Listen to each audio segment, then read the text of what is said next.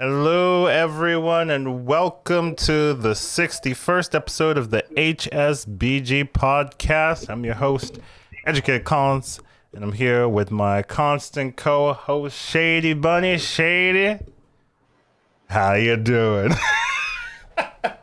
Doing pretty damn good, Collins. How are you doing on this uh, fine Sunday? uh, It's a bit of an exception. I'm doing well. That's true. I didn't put a topic about us being on Sunday, but Yeah.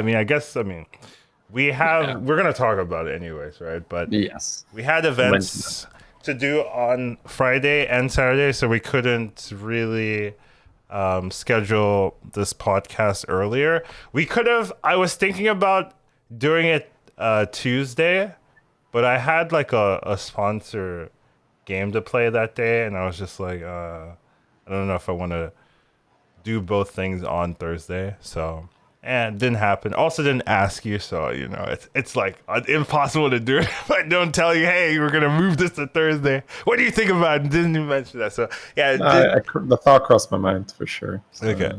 But didn't do that, so we had to move it a little bit later after the tournament, and we got it. Here we are, essentially. But yep, 61st episodes should be a good one. It might be long. There is a chance this might be a doozy of a one. So if you like those type of episodes, get ready for it. But should be a lot of fun. We always start off with the weekly overview, just kind of how you did this week. I actually don't think for me that I played that much this week. I don't, or this is one of the least amount of games I've played in a while for a week. I think uh, a lot of it is due to like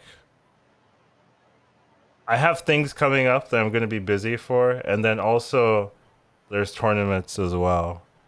So just like I didn't. So this week and this next week for me is going to be very busy, and I didn't know they were going to be busy. Like a week ago, I had no idea this week was going to be very busy. Like a week ago, like I didn't know I was going to be playing in the tournament we played in, and some other things that were coming up. I had no idea. I was going to be participating. So it's just like, oh, I'm actually very busy. Also have like a event to go to, so I'm traveling uh this week as well. So many things are coming up this week that I wasn't like really prepared for. I was like, oh, I have a qualifier, and then I have to travel, and then here's another tournament, here's another tournament. It's like, okay, well, never mind. Hectic week for me. So I haven't actually played too much. I play a little bit, but not like the Collins standard. Let's put it that way. you Right? weren't you weren't jamming games, Yeah, it right? The wasn't volume jamming was just games. slower. Yeah, Because if you're playing in a tournament, it's a pretty low volume of games as well. Because yeah. there's like downtime, you're But waiting. but they are higher quality games. Oh, That's in true. a way, you play more games in Yeah. that one day than you do in the whole week. Yes. In a way. I played a game afterwards after the tournament, and I was just like, wow, it's so easy. Such a joke. Like It's so funny. it's Like the same thing here. My post tournament days are amazing. Where I'm just like, huh, everyone's board is just trash. it's just so bad. It's just trash. Okay. Like I had a 36 health mutinous win where I just like bought Leroy's early. And I was like, I was just destroying everyone. I was just be like, huh, these people do not have double manted Queen Leroy on their Yeah, board. yeah. Ridiculous. What are they doing? It's always so funny after a tournament just to like Yeah, play in regular ladders. And you're just like, absolutely. very weird. But yeah, that was my week. How about you?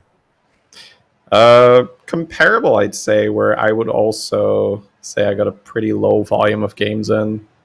I had a sort of eventful week on the home front where my daughter wasn't that well, so just mainly, preoccupied with that. Uh, so yeah, lower sleep, streams a little shorter, just not a lot of, brain power for those, 8-9 hour streams. My MMR kind of stayed the same, where I just played like I probably gained more MMR playing 4 hours this morning than I did all week. which Probably is true. hilarious. You know, we kind of Which is hilarious. Yeah, it's just, but it's just, I recognize it where I was like, huh, okay, I've played my 4 hours. Now I'm not playing well anymore because I'm still pretty tired because yesterday was also exhausting. right, And I'm just looking at it like, okay, so what if I like stop and don't lose the 300 I just made? right, yeah. I was like, that's an interesting proposition. I think I will opt to not lose the 300 I just made. You know what? I would think I'm going to do that, Chum. I'm going to cut it short today. So I'll do like 4.5 hours. Like, all right, I'll see you guys tomorrow. Yeah, Or hopefully I've slept a bit. that is something I have noticed, like where some streams I will play, like do my first like 5, 6, 7 games, and I just do well in Mhm. all of them, and then like at the end of the stream, I'm like at where I started. You know what I Yeah. mean? Yeah, And exactly. it's like It's super common, right? I mean, you're just not as good at the end for a what? lot of people, right? And I'm always like, why not just like stop? You know? And then Yeah, there are right. some days where I'll do like I'll play like 6 games, I win them all, and then I stop, and then I'm just like, and sometimes I'll be like playing off stream or something, right? So there's like Yeah, no pressure to like continue a streaming. little break in Yeah, there. and it just feels so weird to me. It's so easy, right? Yeah. Compared to just like if you feel like you got to sit there for 6, 7 hours and just jam. Yeah. Like XQN does that where he just like logs on, plays for like 2 hours, 3 hours, and be like, all right, chat. I feel like I'm not gonna play that well, so yep, see you guys. Yeah. Just boom offline, right? Yeah. And then it was just like back for the second stream later that day. We're like, all right, I've rested. I'll play some more now.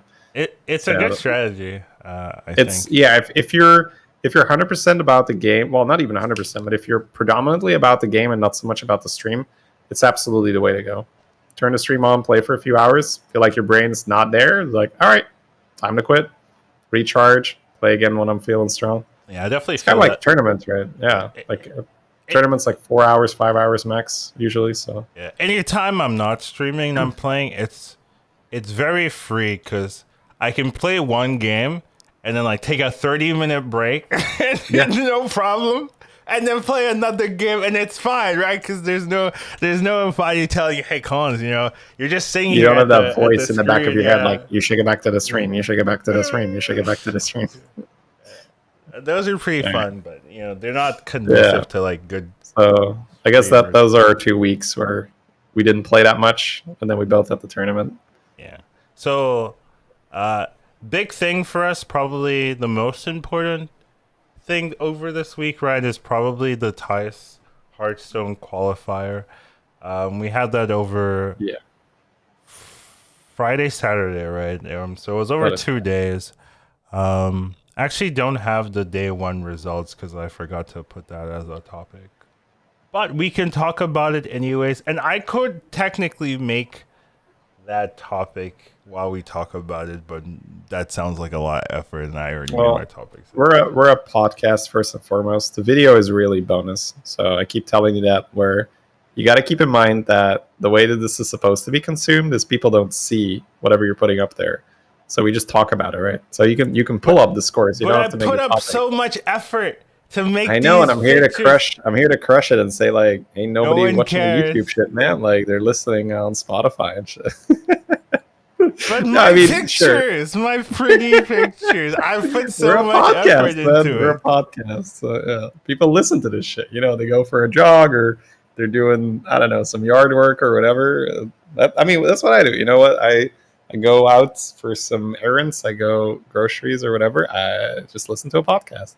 If they happen to have a lot of pretty Shout pictures out in to the the video, I don't see dive. it. Sorry, I watch that sometimes. But All right. that is true. So, day one, kind of, I think I had a better time during day one, right? Where you had a little bit more of a struggle during that day. I really liked the format, but then after talking about it with Zixon or whatever, they compared to Lobby Legends qualifiers, he like clarified, yeah, of course it's gonna feel better. You're going from 24 to 16 instead of 48 to 12, right? Which is what the Lobby Legends. Of course, it doesn't matter the format. It's gonna feel better. So yeah, that's a good point. But I enjoyed the format where for the first day where it was like 24 players, top four games, top eight automatically go on to day two, and then you have the last 16 players fighting for the last eight spots. I thought that was cool. Like I got in through the top eight, so I didn't have to play the other two games. And it was just nice to just be like, I'm done. Like, oh, I'm next, moved on. It was very, very freeing. I was like, oh, this is very nice, you know. And it also felt like, even if like in the Lobby Legends, right, you do three games and then your points are reset, and then you do three more games. And you don't fight everybody in the lobby or everyone in the tournament. You fight like your set group. Where this one, it was mixed every game, and then you also had your points count throughout the whole thing. So I liked being able to play against everyone. There were some cases where like some people would be playing against the same player multiple times. Like I remember one player was fighting like the same person for four times or five times even, and that's Yeah. it's a bit much, but I do remember like feeling like I got to play against everyone at least once, so I kind of like that. Um, so I really like that format, but it is going to feel better because it's more lenient. Essentially, you're going from 24 Well, to 16. the main difference is that the Lobby Legends qualifier is not the event, right? So you play in actual Lobby Legends, that already feels a lot better than playing in a Lobby Legends qualifier, right? Because then you're in top 16, and then you have day one, and then if you make it in the top eight, you go Yeah, to but day this two. qualifier was also is not the event, right? Like it's not. I It's not. debatable, I would You say. if No, no, no, no. if you I feel like this was actual. This was okay. So if we were to compare the this, production is better, no, maybe. I think if you were to compare this, you would have a Twitch Rivals qualifier where you would have more people join, right? Because we started with only 24. So Hmm. I would argue that this was an event on its own, where if it were a qualifier, we'd start with more people and we'd have to, cut the number down. So I think that is like a big difference where I would treat the tournament we played as like a separate event where they have more time and they can put more effort into just the whole thing, where we get six games. Even though it's kind of similar, where on one day you get six games, if you're doing well in the Lobby Yeah, Legends qualifier, yeah. it's massively different. It's yeah. I guess that's the big one for me, where the Lobby Legends qualifier, it really feels like, okay, we have to get this shit done, so let's just get it over with and give me 12 names. And this one was more like, oh, let's have a nice event where we're going to be very lenient on day one because we Sure. want to just create this Okay. nice experience where So everyone's playing everyone and all I, that. So I this feels like more of an event to me than Lobby Legends qualifier is like wham bam, thank you for playing. Right? I see what you're That's how it saying. feels. I see Yeah. what you're saying in that it felt it there was definitely more care and more love, I guess, in this qualifier for the players. I would say, right? It's very lenient. You I think get to also just like it's like Lobby Legends qualifiers don't get broadcasted. Like yeah, there's yeah. no They don't. Yeah, officials. there's no Like this, yeah. So like right. This is not me complaining. I'm just making the comparison that that's the big difference for me. Like this is actually an event, and the other one is just we just need 12 names, right? Just give me 12 names, and then you get yeah, to play the event after yeah. that. You Right? can very much go through like be a battlegrounds like viewer and not know a qualifier it went through. Yeah, Like you, that's absolutely. very, very, very possible. No, You'd have this to. happens all the time where people are like, oh, that's for Lobby Legends 3 and Lobby Legends 2 hasn't happened, blah, blah, and stuff like that, right? Like where people are like, wait, I don't understand. Like, what Lobby Legends are you qualifying for right now? Because it's the dates are always. I'm not once again not Right complaining. Just now, we're saying qualifying for Lobby Legends 5. Like, what does that mean? Like, it's a Lobby lot Legends behind the 3 scenes stuff. is tomorrow. The qualify, or no, Yeah. Lobby Legends 3 is actually next week. Lobby Legends 4 qualifiers tomorrow. We're Yeah. qualifying right now. Lobby, Like what? the qualifying period for Lobby Legends 5 is going on right Right now. now, Yeah. yeah. The latter one is 5. The event 3 is about to happen. Well, no, the qualifier for 4 is 4 is about to about to happen. happen, And and event 3 3 is on the books, right? yeah, it's next So weekend. if unless you are really in the scene and you actively keep track of all this, there's no shot. There's no shot you're really gonna know when stuff is going on. So yeah, that's a really good shout. So yeah, that's why I said like this was like just an event on its own. Even though it feels like it is a qualifier for the finals, it's still like a proper event, right? Like properly broadcast and good production, and just a high volume of games, which felt great.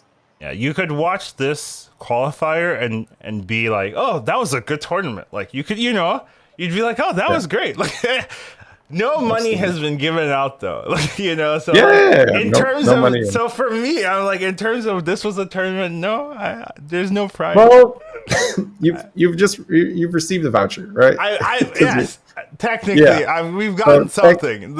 Some money has been handed out, kind of in the form of you'll get at least this much, right? Because you get starting money. Now, so. Yeah, but technically, I've gotten $0 from this tournament, so it's hard to say this is a tournament, of zero prize pool, but this tournament did go on, and I did like it. I want to say the interviews. I like the interviews for the winners as well. It was kind of weird because they had to pick like 2 lobbies were going every round, and they had to watch one, and then they would interview the winner most of the time. Well, they'd ask the winner if they want to interview. If they accepted, then they would interview the winner most of the time. So there were like some cool games in the other lobbies, but they didn't get broadcasted, right? Because they were watching the other rounds. So that was, it's hard to do, right? Like the more players you have, the more rounds you need to have simultaneously. So that's not really, it's not a slight to it. It's just like, oh, there were some cool games in the other rounds that it would have been cool to see, but you can't really guess where the cool games are going to be. You just have to flip a dice and hope that the one we're watching is the cooler one. Yeah, that's maybe something for in the future where, if this Ties Twitch Rivals partnership continues and we get future editions, they might just set up where they'll just have the ability to flip between lobbies where you can see, like, there's some cool stuff going on. Because at the end of like some games, they were like, oh yeah, this is the board on the other lobby, is like, well, let's go to that lobby instead of describing what's going on, right? Sure. So you get to just like see like, there's like 3 people left in the other lobby. Once again, definitely not complaining. It was a great event, but that's something that they'll be thinking about almost guaranteed, where if you do another edition, maybe we'll have some more spectating options. Yeah, like that last game we had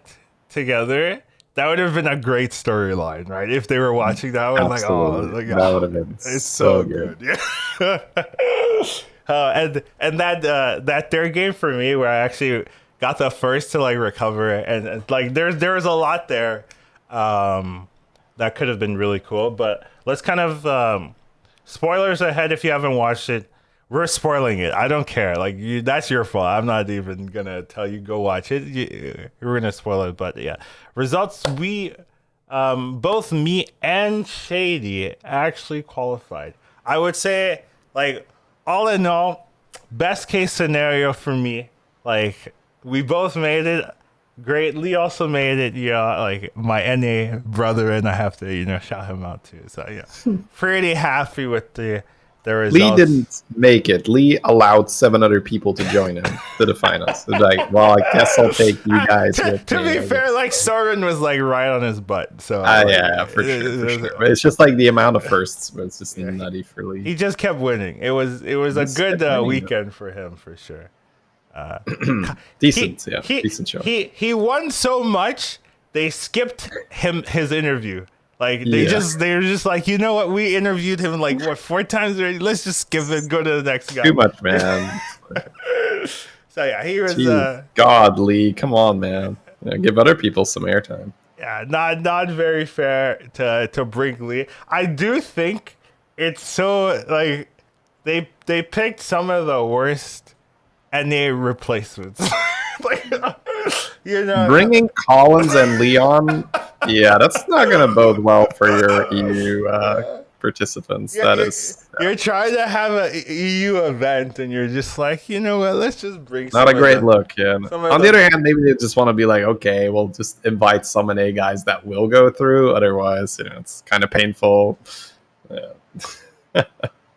No, this was. I mean, you guys are tournament monsters, right? So it's just if you're gonna bring some NA players, then you guys are absolutely on that short list. But yeah, but most of important thing, we both made it. How you feel about that, Shady? How was Oh it? man, yeah. So I guess I'll just describe my tournament experience. I just described the week I had before, so you can imagine going into the tournament. Basically, what my tournament prep looked like was starting 8 a.m. I'm taking care of my sick daughter until 1 in the afternoon, and the tournament's at 3. So then I've got a little bit of time to do whatever, like maybe sneak in some dishes or whatever, and then get some food, maybe like finally get a shower and all that. So that was my tournament prep, right? Like, whereas I can imagine some other players had a little bit of a different routine going into the the tournament. So I I told Collins that I gave myself pretty much like a 10% shot, where I said, okay, I'm just gonna do this because you never know. I'm gonna do my best, but I'm exhausted, and I honestly started out really strong, where I played it well. I was dealt a bit of a rough hand in Hero Select, where I had to play a Kale, and then my early fights were not great. So I think I lost like my first 4 fights in a row where I'm playing Kael'thas. That's not what you want to be, right? Like, you've used your hero power and then you lose 2 more times or 3 more times, and you're just like, what? Oh, that's not good. So when I got my second hero power, that's when I started winning a little bit. So the second +2/+2, and I just had this very super humble strategy where I'm, like Quillbore out, so I can't play Ground Shaker Deflecto. Okay. But I think Beasts are out as well, so at least you're not going to get hits with Rat Packs. So I pretty much just embraced the tier 4. I'm just going to buy Metal Tooth Leapers and Clunkers to buff my Deflecto. I'm going to get eggs, and my whole strategy was just I have 2 big Deflectos and 5 resets. That was pretty much it. So I was just scamming people left and right, where sure, they may have had scaling and their boards look nicer, but if you get like a 30-40 damage Deflecto resetting 7 times, it's frustrating, man. I assume it's very like taunted deflectos. Sorry? Taunted deflectos with resets, or No. I think ever since the introduction of Leroy, you can't taunt your Deflectos anymore. It's just asking for trouble, because that's your whole thing, I right? still Like, see G Flake just like not caring. sure, maybe on ladder, but I would say in tournaments, I mean, maybe you got to taunt everything at that taunt point. everything. But Yeah. But then I if feel you're like, taunting everything, then what's the point? then why are you taunting, right? Yeah, Exactly. So I think with the introduction of Leroy, with the introduction of Prestor, it already got rough. Taunting Yeah. I've seen that. But Amalgadon was removed, and it's a bit harder to do the amalgam replacement thing. So Prestor isn't as much of an issue as Leroy is. Leroy, People yeah. lead with Leroy's all all the the time. time, yeah. Okay. I see the problem. I don't do that comp, right? So I don't know the problem. Yeah, But I can yeah. imagine, that's a big deal.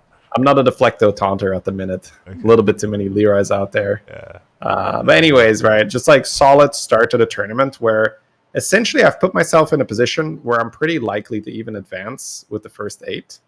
But I have this Gallywix game where, my computer is also just like dying under the warm weather, and then I'm lagging like crazy because I'm playing Gallywix. And back then I hadn't really checked if I was able to reset or not, so I'm playing a Gallywix game without reconnecting, and I end up taking like a top 6 when I'm in a really solid position, just purely because, well, you guys know the state of the game right now. You're playing Gallywix, your game is lagging. and you're not reconnecting, yeah, good luck with that. So I have to skip a reroll wraith because I'm like, dear God, there's no way I'm going to have enough time for that. Which is really sad that you just have to be like, well, this card is amazing for me, but there's no way I'm going to be able to spend 25 gold and get free rerolls. So in the end, I died purely because I couldn't reposition my cards. You know, the thing where you move and then they Yeah, move and back then and move blah blah back. blah. Yeah. And it was very, very clearly the case that, 2 of my minions went into a big taunt when I had moved my big minion more to the front to kill that big taunt. And I died out of 50-50 at the end. I hit the wrong minion, but it would have never come down to the 50-50 if my big guy had just one-shot their big taunt. But yeah, I couldn't move it, blah, blah, blah, blah, blah, blah. So then I'm getting in my own head where, I'm tired at that point. I'm bitching about the lag, and I'm just like, I shouldn't be in the spot. I had a great Gallywix for it. I shouldn't be a solo top 6. So it comes down to me just barely, I think, number 9 or maybe number 10 tie or whatever, not making it into that initial top 8.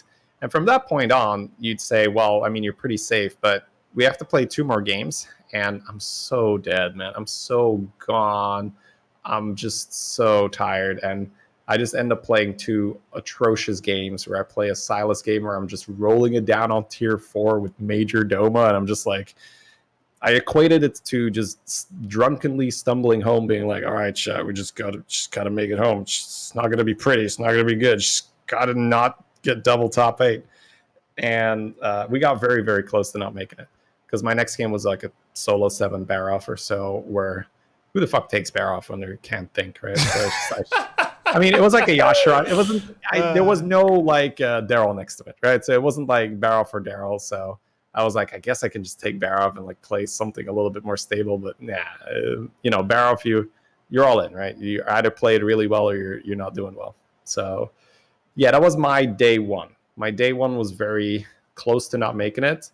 But I also went in with that expectation of, yeah, it's just going to be rough. I'm just going to do my best. But then, my wife really stepped in and said, all right, I'm going to take full responsibility this night. You try to get some sleep, this and that. So day 2, I've slept 6 hours in a row.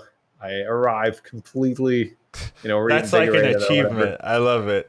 I know, 6 hours in a row for me, it's unfair. It's unfair to the competition, right? You give me 6 hours of uninterrupted sleep. Holy, that's performance enhancing right there. So yeah, that's what I'm playing with on ladder usually, right? Like if I get 6 hours of uninterrupted sleep, holy shit, man, I'm crushing it. That's the dad life for you right there. So I'm playing this really well. Day 2, I love it. I get like a really, really bad start where, you're going to talk about really, really bad start. I just have a really bad start where I have like a really solid board and I take a top 7 because my 2 combats, like I take massive amounts of damage in 2 combats in a row and take a top 7 with a board that has 2 Manted Queens and a Leroy. In both my losses, early on, I have 2 Manted Queens and a Leroy, but we're talking, their bumper hits my shields. Both my Mantids did not adapt shield in that scenario, so they bump off the shield of my Amalgam. Both my Mantids who didn't get the shield, they both also then get completely value traded by their stuff. In the other fight, their Leroy went into my shielded thing, and then again, not in my Mantids, who again were not divine shielded. My Sephyn got sniped, blah, blah, blah. You just look at those fights and you're just like, holy shit. So I was just sitting there in disbelief, like, I cannot believe I just took a top 7 with this really early, really decent board. Like there's no, like I was not being greedy. There was no, there was no Bran on the board, just chilling or whatever. Like you're talking very early double manted Leroy, and I take a solo top 7 with that board. So I'm just sitting there like, Jesus Christ, man, it's going to be such a, that's such a demotivating start. Cause if you were playing really bad, if you were just being too greedy and you get punished, just sitting there like, okay, whatever. But it was just sitting there like, no, I did most of the things right. I did what I'm supposed to do here. And then it's just that I don't have the percentages. I guess I can look it up in the tracker, but it just got wrecked by RNG there, which sucks sometimes, But then I just pulled it together and said, you know what? This happens to me. It can happen to other people, right? Other people are going to struggle too. It's a big, it's a tournament where there's a lot of strong players and somebody's got to take that 7th. Somebody's got to take that 8th. It's not great, but it's going to happen to someone. So then my second game, I'm just gonna go to play by play here, by the way, right? Go I'm just for running it. down Go my for whole, it. yeah. Yeah, it's fine. So my second game, that's what it is. It's a BG podcast, right? So we're talking BGs here. My second game, I sort of just make the connection how everyone is playing, and I formulate a plan where I'm just thinking like, man, I think Cleave is gonna be insane. Like this is not like breaking news where you say, oh, well, Cleave is good, ha ha ha. But it's not like you go into a game and say, I really want to play Cleave, right? So, and I came into the game saying, I really, really, really want to play Cleave. So I snapped an Alec here where I'm like, all right, because what really made it easy for me to take Alec here was I looked at, okay, what makes the Naga Cleave setup so bullshit? They can give their Cleave Wind Fury, and they can give their Cleave Divine Shield. I was like, Alakir gives a Divine Shield and Wind Fury automatically. So pretty much all you need when you're playing an Alakir and Nagas are in, you need like one Archer. And you already have a 10 damage Wind Fury Divine Shield Cleave. That's all you need. And then from there on, it just gets better. You can roll Critter Wrangler, you can roll Shoal, or you can play Quillbore. And why was it for me that I just said like Cleave is so good? What was I losing to? Little scammy shits, man. Like Manted Queens everywhere, Sephin everywhere. People were running like little like acolyte blockers, and just it was so scammy. No one was scaling, or like sometimes you have the high rollers, right? But so many people stopped scaling early, which made a lot of sense because even when I had my like double Atissa high roll game, I also stopped scaling early because everyone's going to be playing Manted. Everyone's going to be playing Leroy. Why am I investing tons of gold in scaling when it's going to come down to whether I have a golden selfless or not? I want to interject. I was playing double double Atissa scaling, and like Lee just went full scam, and I was like, oh, well, have to sell my like 50/50s. They're useless. Exactly. Like in my Deathwing high roll game, which I'll cover later, I stopped scaling at around 60/60. I just stopped buying spells. I was like, I have 2 Atissas. I see a bacon in the shop, and it does nothing for me. Even though there were still like 4 or 5 people alive, I'm just thinking, I just got to roll it down for self. I do that in ladder, and I always win.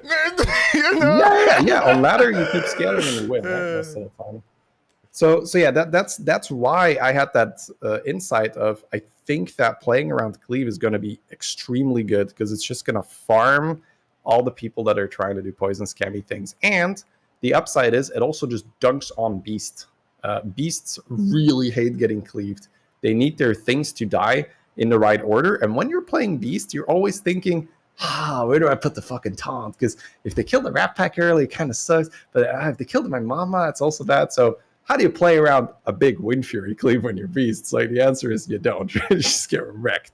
Especially if you're playing Parrot, Goldrin. Oh man, like Wind Fury cleave just absolutely annihilates your whole board.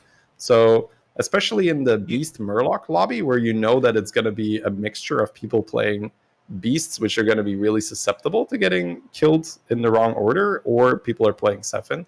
Yeah, I'd say like cleaving them is insanely good. You know what? You've actually made me realize I made a huge mistake in that game because I had a full Reaper. I did.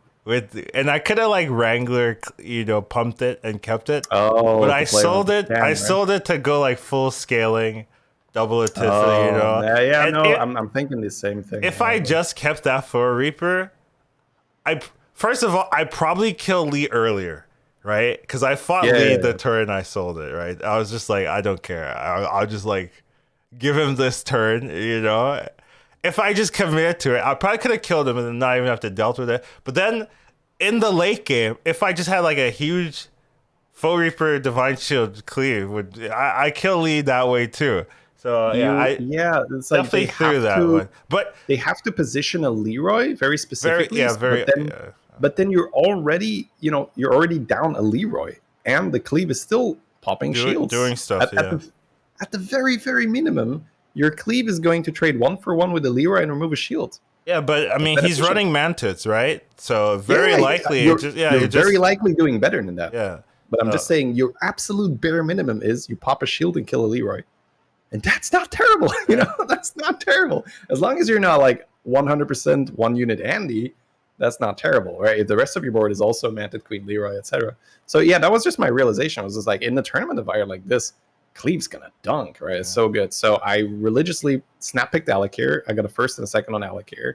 It just felt really, really good. So in that game, I ended up with the Quillbore variant instead of Nagas. So I just had Ground Shaker and I gem swapped to my Hydra and just made the rest of my board big and used Gem Splitter to get more gems, etc.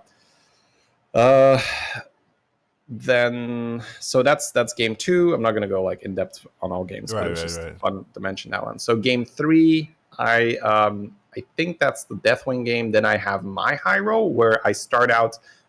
So it's a no beast, no mech lobby. So it's like Deathwing. I'm not sure, but the whole pack was like Deathwing or Yashirash basically. And I was like, Yashirash in the tournament. I'm not gonna go fast 6 in a tournament, right? If I'm not gonna go fast 6, I'm a Yashirager. Fast 6, let's go. Like, in a tournament, it felt really not rewarding. But I end up with this beautiful start where I have 2 Icky Imps and I Jeef curve, and I think I actually regular curve because I pick up Acolytes. So I regular curve.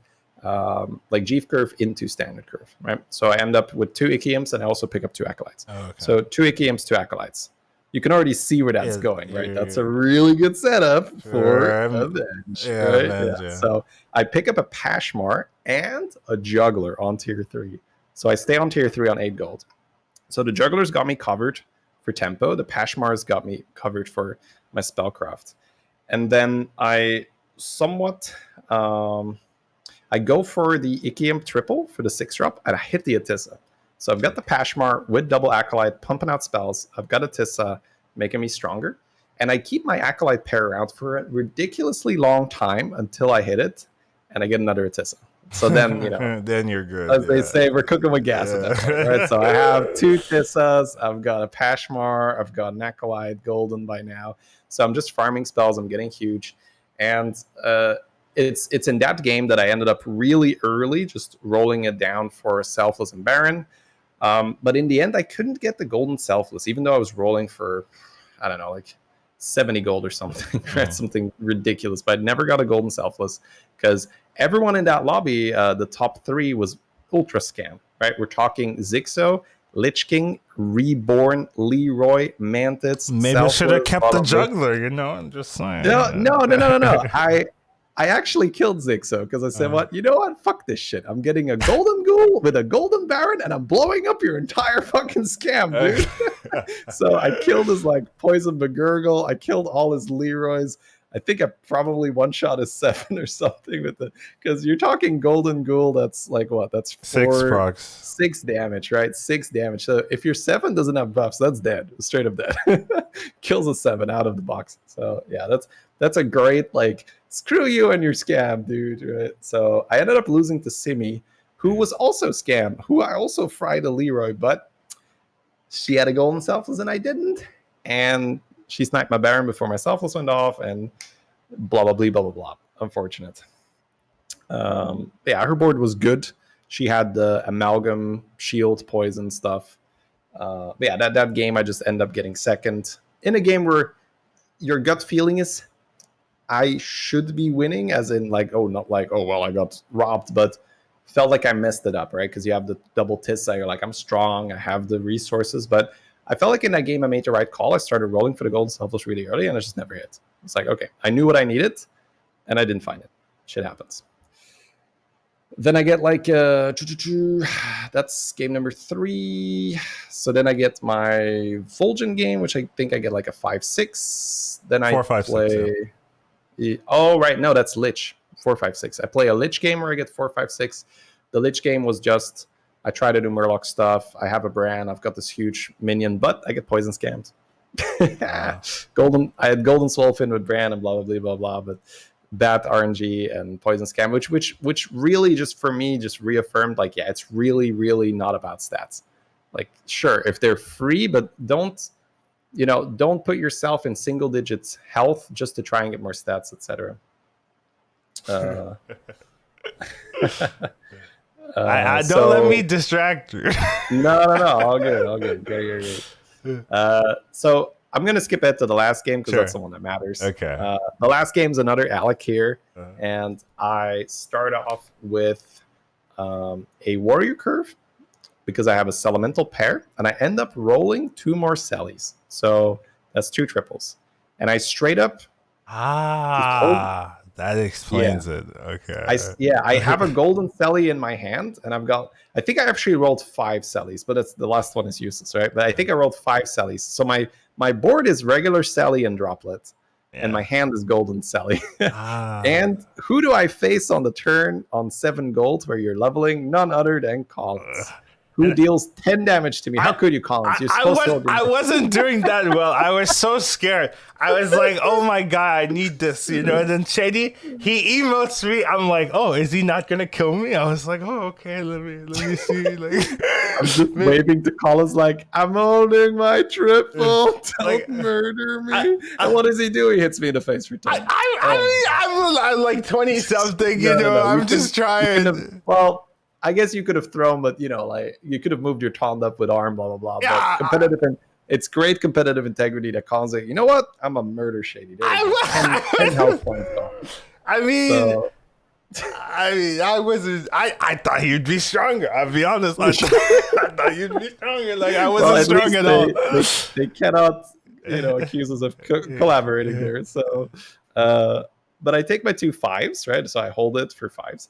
And my first discovery is Nomi or Mithrax, but beasts are in. So I'm playing Alec here, and I'm really thinking, I want this second one to be like a mama bear, or like even better, put like a baby crush in position 1. And I'm just thinking, is this Nomi going to be dead weight? I end up taking a Mithrax, and then of course I open a second one, and it's a Nomi, and I'm just like, I should have had 2 Nomis. Oh, you had single Nomi? I thought you had double Nomi the whole time. You were so strong. I rolled like 4 light spawns very quickly. Oh, okay. But nothing died really, so it didn't do much. I'm gonna be honest. I think I had like 1 or 2 rounds where the light spawns did something. I think the reason why I got big is I hit triples, and I also found golden reroll very early on. Oh, okay. So with golden reroll, I was able to be very picky with my elementals, and I was able to just chain elementals and just be very, very efficient with my buffer. Yeah, you looked like you had a double Nomi start when I fought you. At some point, I pulled second Nomi, but that was 3 turns before the end or so. Right. So I went up to 2 Nomis briefly. Because my end board was like, I don't know, 120 damage cleave, 120 damage. Crazy stuff. Yeah, like I had a really, really nice elemental board at the end. So yeah, I ended up taking the first place in that lobby where I'm just scanning what's going on, and suddenly I see the Malagos is my last opponent, and that's Collins. And that means that given the points, we both go through automatically. Yeah, no tiebreaker bullshit. No worrying, because we already calculated the points. I was like, okay, if I get a great game, I'm always through. Collins had even more points than I did, so if Collins gets a great game, he's definitely through. Which is crazy, but we'll talk about it. Collins had an epic, like I'm going my play-by-play, but Collins has a great redemption story. So yeah, like that was the end of my tournament where I got the win finally, and it's with Nomi, and it's none other than Collins, who didn't kill a single one of my minions in the finals. Hey, come on, you were too strong. My board was dumb, but to show, like in this game, it wasn't needed that I was Alec here, but it showcased just how dumb it was, because you were playing Beast, and you need your shit to attack in a certain order. I have a golden Wind Fury overkill elemental, so I killed like 5 of your minions before you got to do anything. Which is really bad when you're playing Macaw, right? When you're playing Macaw, you do not want to go up against, any kind of Wind Fury. So yeah, anyways, that was my tournament. I ended up coming in, I don't know, 6th or 5th or so. Yeah. So yeah, awesome. Given my day 1, I was, my day 1 was just awful and barely made it in, and just super happy that I was able to sleep and just, bring like good energy to the second day, because even I started with a top 7, and it's so easy in a tournament to just be like, oh, it's over, I guess, or you start saying, well, I gotta play for first, I gotta be all in every game, and it's just that's going to get you nowhere in a tournament, Even really. Right? worse, yeah. If you put the pressure on you, like I have to go first in a lobby where everyone is that strong, that's a recipe for top 8 right there. Because you're going to make very irresponsible hero picks. You're going to hold triples too long. You're going to take way too much damage and all that. In a tournament, it feels like you can't really force it. If you want to go first place on ladder, sure. Sometimes you can force a first place because you're that much better than your opponents. But if you're not that much better than your opponents and you try to force first, the game needs to work with you to give you a first in a tournament. I would say it's actively a bait to like once you reach that skill level where the players are good enough, it's actively a bait to say, oh, I can win these lobbies like every turn, every game.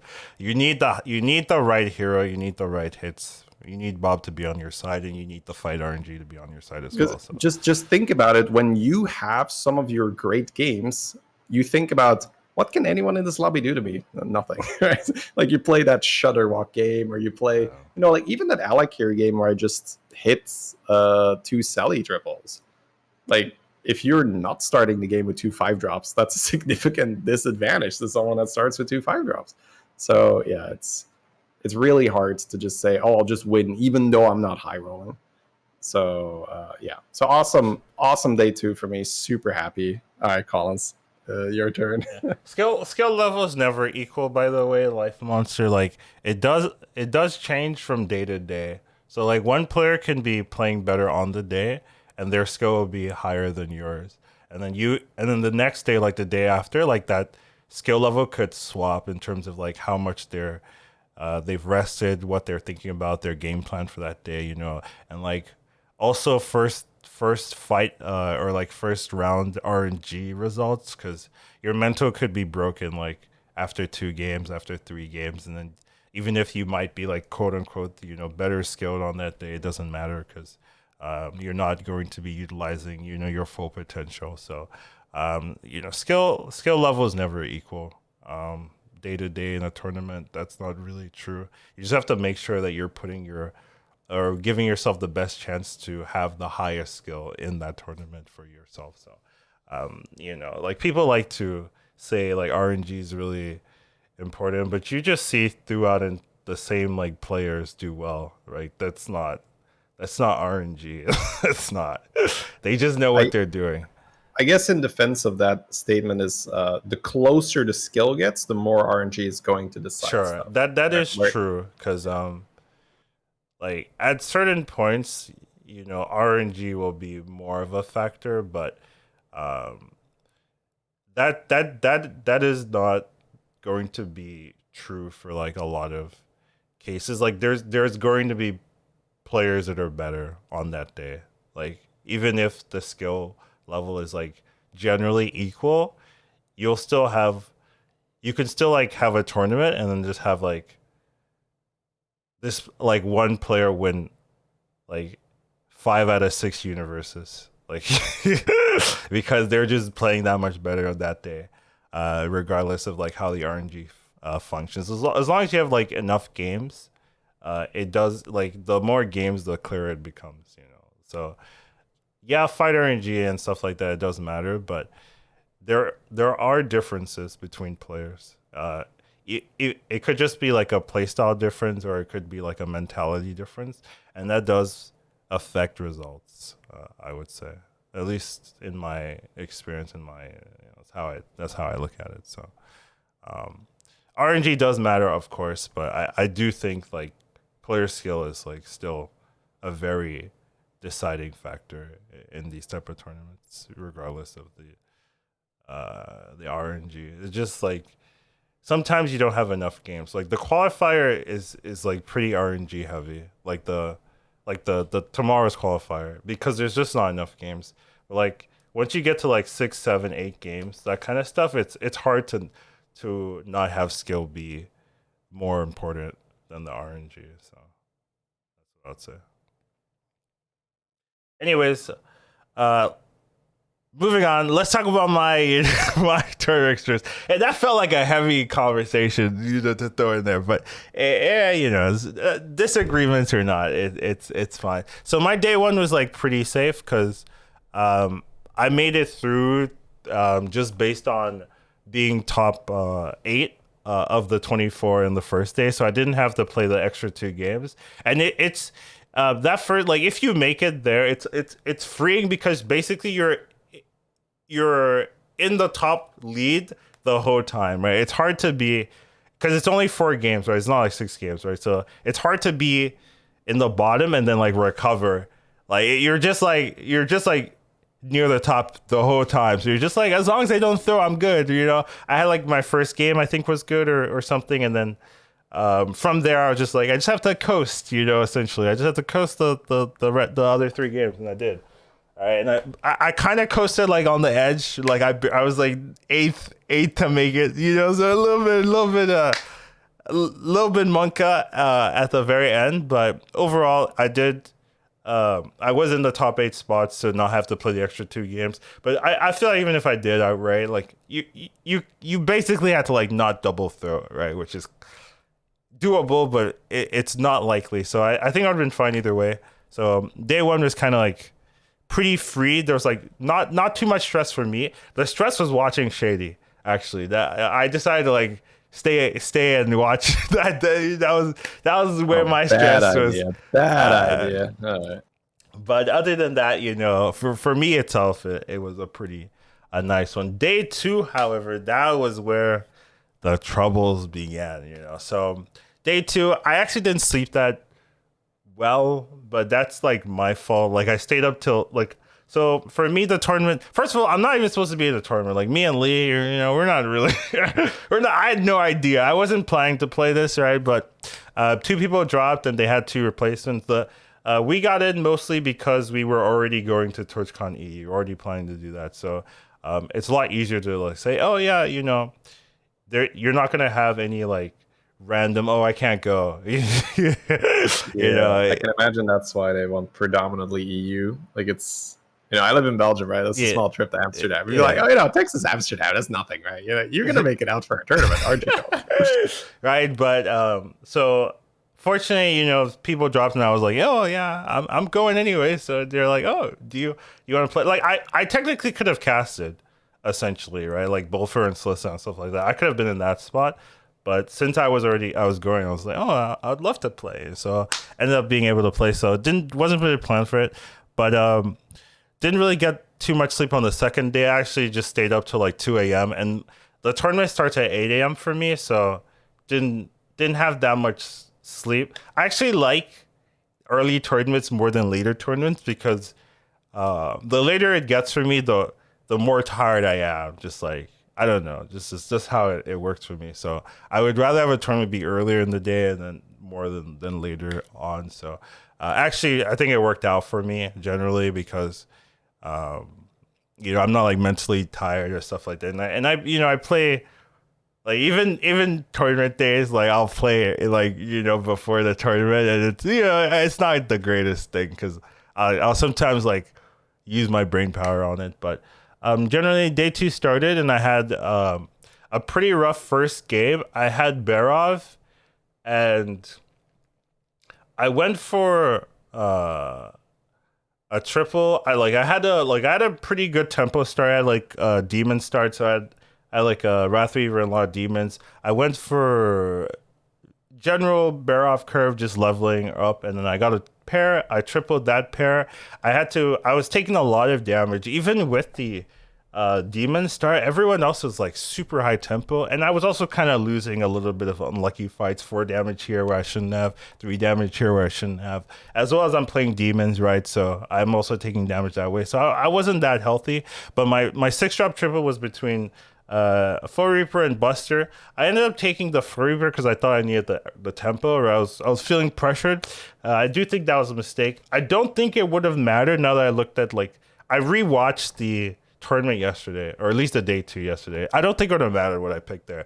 I would have died. The opponent highrolled like crazy, and he had he had like huge elemental demon eating. He had Feldbat with Nomi scaling. Like I've like whatever. Like I'm not maybe beating you're even that. in the realm that you're like not even supposed to take a 6 or so in that game to try and. I mean, it's with perfect hindsight information, of course. Where you're like, there's a good chance I died that spot every time just because my opponent's too strong and I will take damage.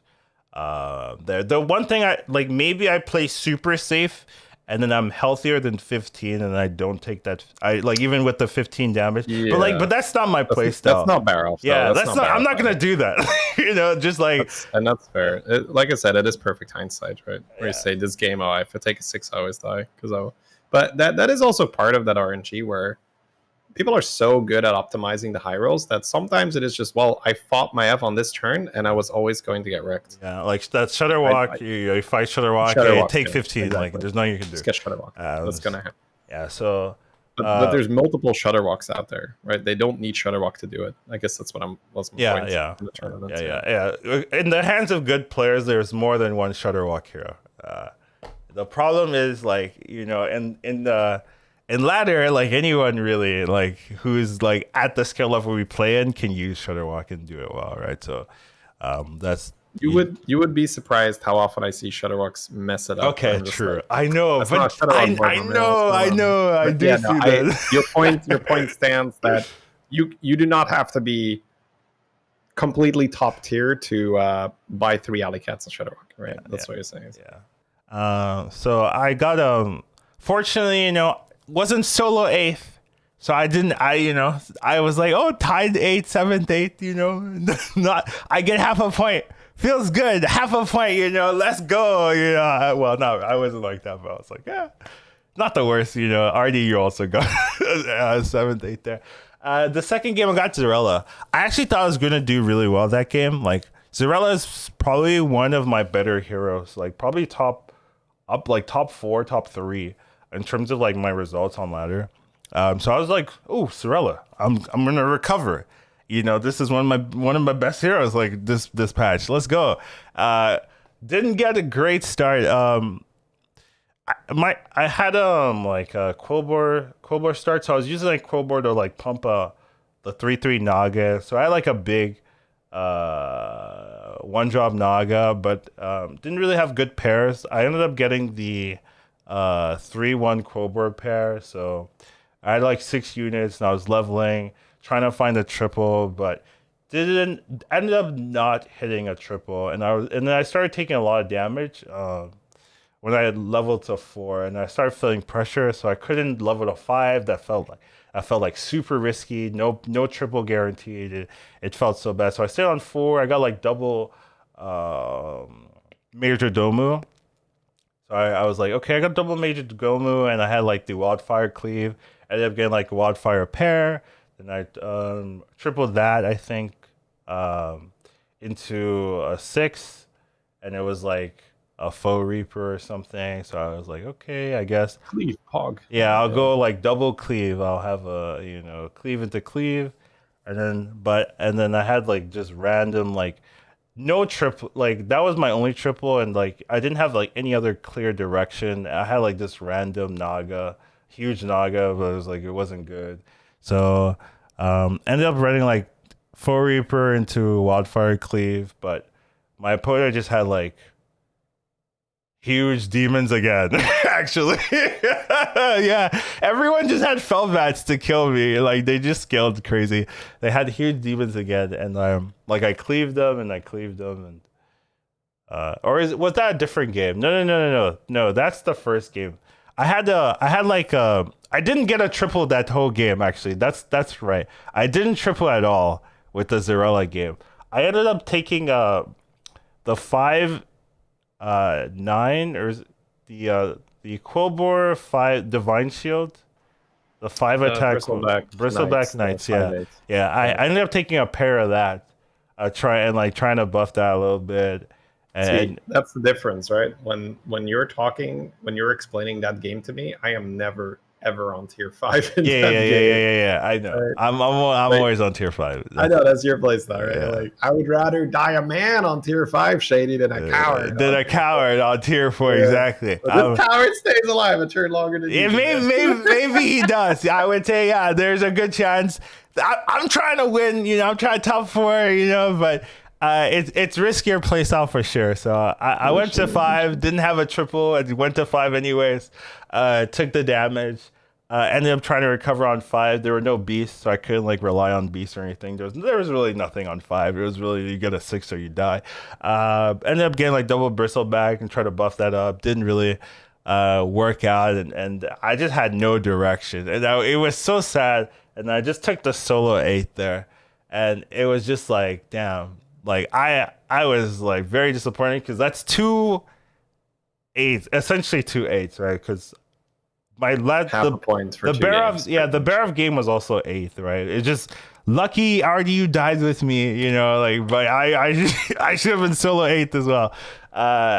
So I was streaming. I was like not really in the mood, just kind of tilted because I basically said like, "Oh, that's unacceptable." I think those were my words. Double 8th unacceptable for me. So I turned off the stream, and I like turned off the lights. I just played dark. The lights kind of distract me, and I just like relaxed. I like put some covers on. Just started chilling. Reset. Just tried to mental reset essentially, because usually what happens, I've been in this situation before where you start poorly, so you can kind of see, I can actually show my position. So this is like the results after game 2. You can see like Soren, Zorgo, Death itself, Zixo, right? They're doing great, and then even Shady is like not even too far behind, right? 7 points. I'm half a point, like what, last place, like no hope. I'm basically dead. You put a lot of other players in this position, they're dead. They're not coming out of this. So I couldn't keep my same mentality, so I had to reset. So I turned off the stream, kind of reset everything, and didn't look at the scores anymore. Like I'm not looking at this. I actually didn't look at the scores after this. I knew I had half a point, but I didn't look at it. Right? I'm not putting that into the forefront of my brain. So I just kind of ignored everything and just kind of was like, okay, let me just play the games. It's. I was thinking it's over for me, but let me play the games anyways, right? Like I'm not. Like you'll see in like online tournaments when people are in this position, they just leave, right? Like that's like they just leave. or like they, if they want to be polite, right? They'll finish it, but mentally they're out. Yeah. They'll just go for the massive high. They'll just be like all in every game. Yeah. Complete super risks and be like, if it doesn't work, it doesn't work. Whatever, right? That's streamers. The streamers will play it, out of courtesy. Well, I think it's more like you have, let's say you're a player with a little bit of a reputation, right? You don't want to be the guy that leaves the tournament. Sure, yeah. Like, okay, so this is like if it's an invitational, especially, you don't drop out of. Oh, yeah. Right? Invitations, you never. Yeah, but yeah, okay. Let's say this is an open cup, yeah, and you're like 2 top 8s. You're like, fucking, I'm out. I'm gonna go, sit outside in my garden or whatever instead of suffering here for another 3 rounds. Yeah. So when I see that score, like in my mind, it's more just like Collins like rolling up his sleeves, like, for fuck's sakes, I'm gonna have to try now, right? Like I know it's not entirely that, but you always just seem to make it out, man. You got that magic touch, right? So yeah, please continue. I wasn't in the state of like, oh, I'm out. I was in like, oh, I have a wall to climb. Essentially, I need to make sure I'm not gonna throw any more games, right? Because you kind of have like 2 game leeway, like that's kind of in these type of tournaments. You kind of have 2 games where you can do like sub poorly and still make it. The rest of like the other 4 games you need to like be on, but you have 2 games where you can like kind of whiff, get like 5th or 6th, and you can still like easily make it if you do well in the other 4 games, right? My 2 games are in the beginning, so I gotta not throw anymore, right? Essentially, so I just reset, kind of chilled. I actually was a little bit late for the 3rd lobby because I wasn't focused. They mentioned like, oh, there's a 5-minute break, right? And like I noticed that they were making the lobby 6 minutes after they said that. And Artie's like, oh, I can't invite you. And I was like, oh, yeah, try now. I'll click the accept button. That's funny, man. This client there is always acting up, right? This client is so problematic. I didn't even know because I wasn't like, I was so out of it. But yeah, I got Pyramid for my third game. And I was like, okay, Pyramid, like I think that's playable. I've never played Pyramid actually. But you know, I know the reputation. I read the patch notes. You know, so I was like, okay, let's go. I got so I got a like crowbar start, like the 3-1 crowbar. So not a great like start. I leveled to 2. And then like turn 3 shop was a trickster and trash. So just a trickster essentially.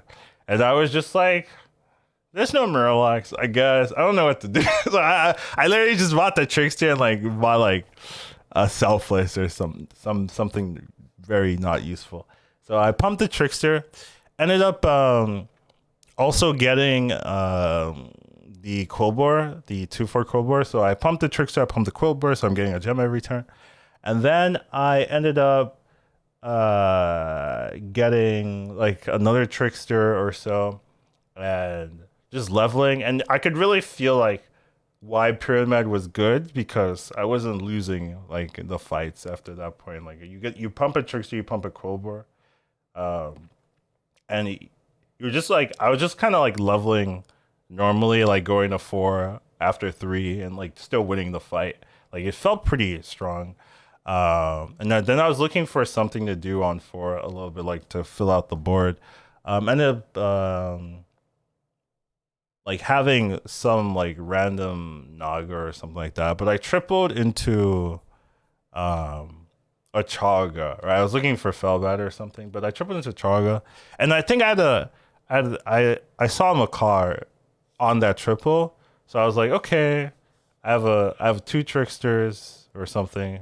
There's a Chaga, there's a Makar, there's no Murlocs. Let's do that. So I ended up really like Makar trickster, and then that was like my whole comp. Like I ended up selling Quillbore and stuff like that. My comp was just like Makar trickster Chaga. Like just and eventually I got like a Baron. Like I just cleaned that comp. Like that's the whole comp right there. And I cleaned that comp. Like I got the golden Makar, and then I got the golden trickster, and then I got the golden Baron, and then I had like double Chaga at the end. And that was my comp. I think I ran that the last like 4 turns. I did nothing. I just rolled it down. Like the last 4 turns I golden the Baron. Right, but like essentially, right. I did nothing the whole like that. Like once I had that set up, I was just rolling it down for it, and then hero powering the trickster for. You're trying to find gem transfer. I was trying to find poison, essentially. Yeah, Mantids, gem transfer, triple Charlie. I'm guessing you're on 6 by now, or no? I think I was on 5 for a long time. Yeah, I eventually I did go to 6.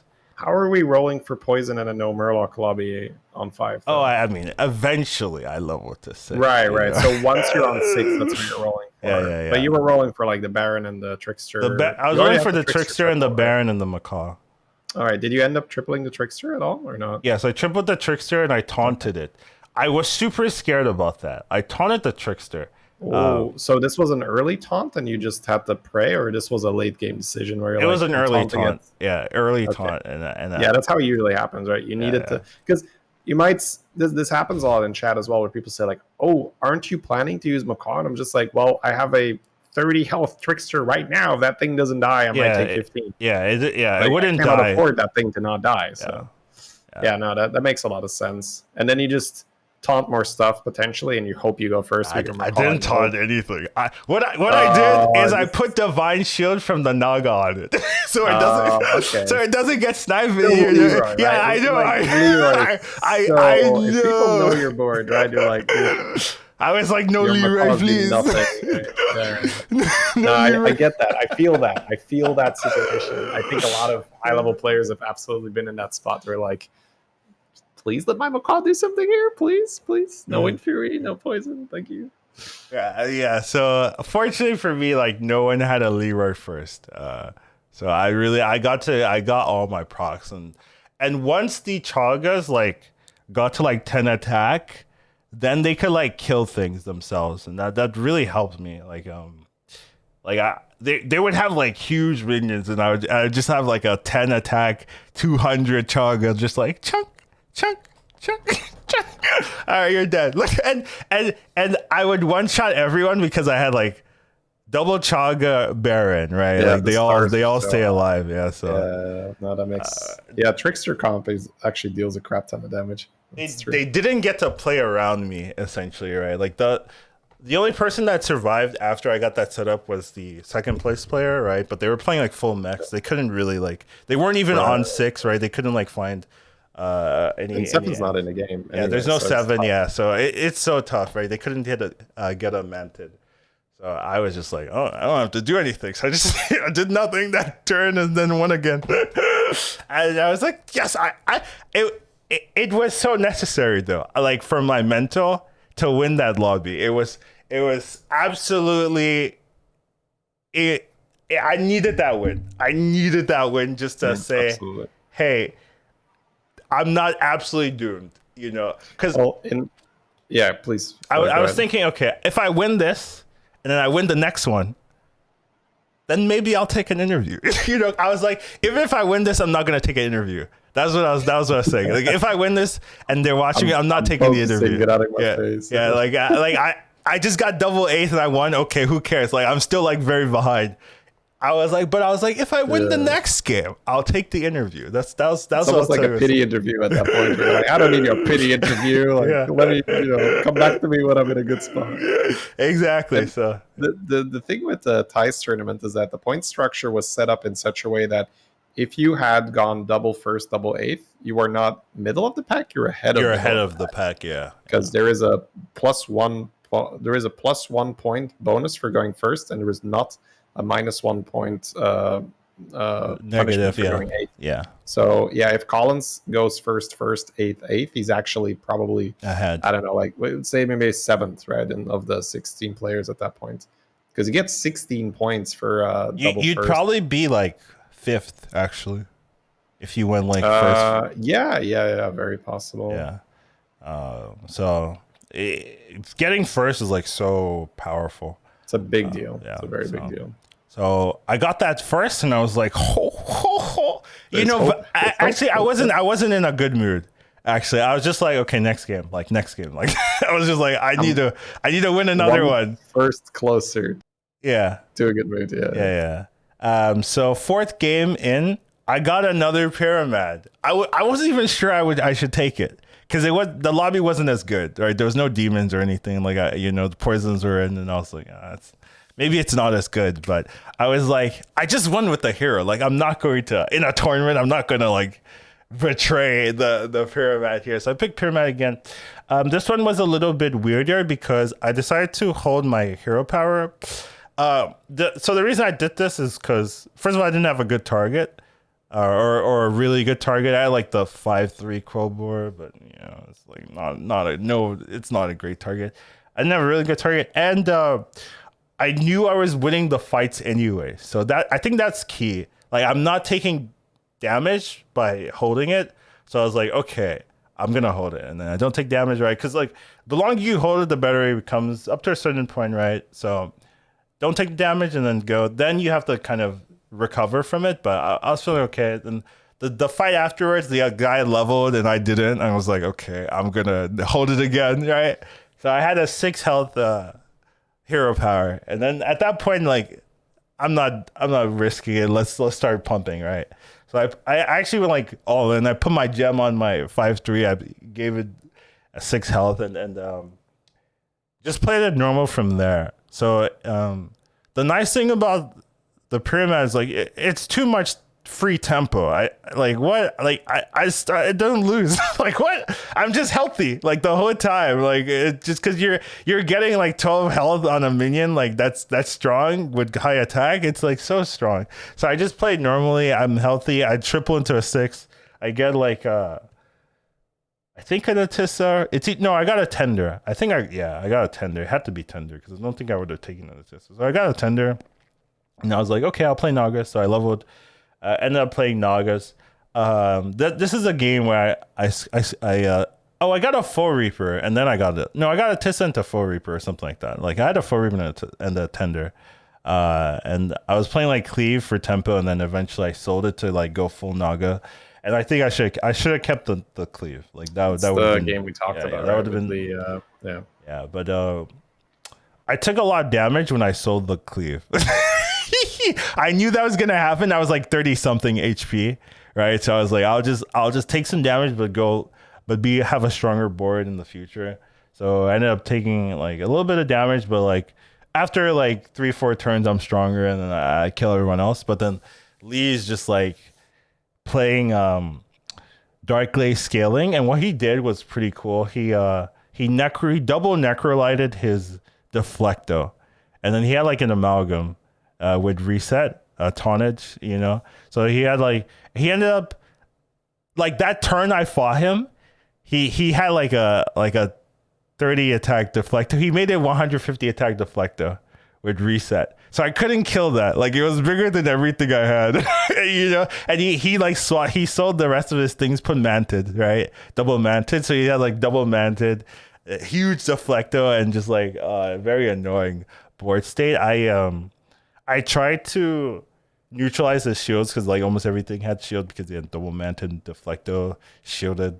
Like almost everything had shield, but tried to ghoul him. But I sold my units and ran double manted myself, right? So it was kind of like you know. But he had more minion types than I did, so he always had the shield. I didn't. So, but yeah, the Deflector was like too big for me. Even when I killed it, dude, he still had like the extra microbots, right? So even like it was very annoying, and he took the win. I got the interview anyways because Lee won the game before as well, and he had the interview. So they were like, "Hey, Collins, well, let's not interview Lee. Hey, how you doing?" And I kind of just talked about my struggles essentially. I wasn't feeling that great, but I felt it. It felt wrong to skip that interview. Like I was like, you know, I had to like turn, you know, move my camera back on, turn the lights on, pretend I've been sitting here. No, I wasn't. But yeah, it was fine. And fifth game, I played Daryl. So at that point, I was like, okay, I was back in the running to have a chance, right? Like from this point, I shouldn't have a chance, but after 2 first seconds, I had a chance. Played Daryl instead of like Varden or something, and had like, you know, the Daryl experience where I was dancing on like Divine Shield minions. It actually felt super lucky. I ended up getting second that game, and I got top 4 comfortably, but like the fight for third for like top 2, right? I was like Monka S, you know, I could die here. Like I didn't feel strong. I didn't feel strong at all the whole game. Like, but I was Daryl and I had divine shields. But I think it was Zordo actually. He had like a beast comp, but it was like a bird buddy beast. So it wasn't like actual beast. It was like bird buddy beast, and I like divine shields. So I like, you know, free killed some things, and I was like super favorite. I was like 90% favorite, but like, you know, I was worried, and then I got the top 2. I was like top 2 with Daryl, amazing. Like I was super happy. Simi took the victory, but who cares? And then last game, I was playing Malagos, and it was I was very scared because I had a Malagos start, no beast token start.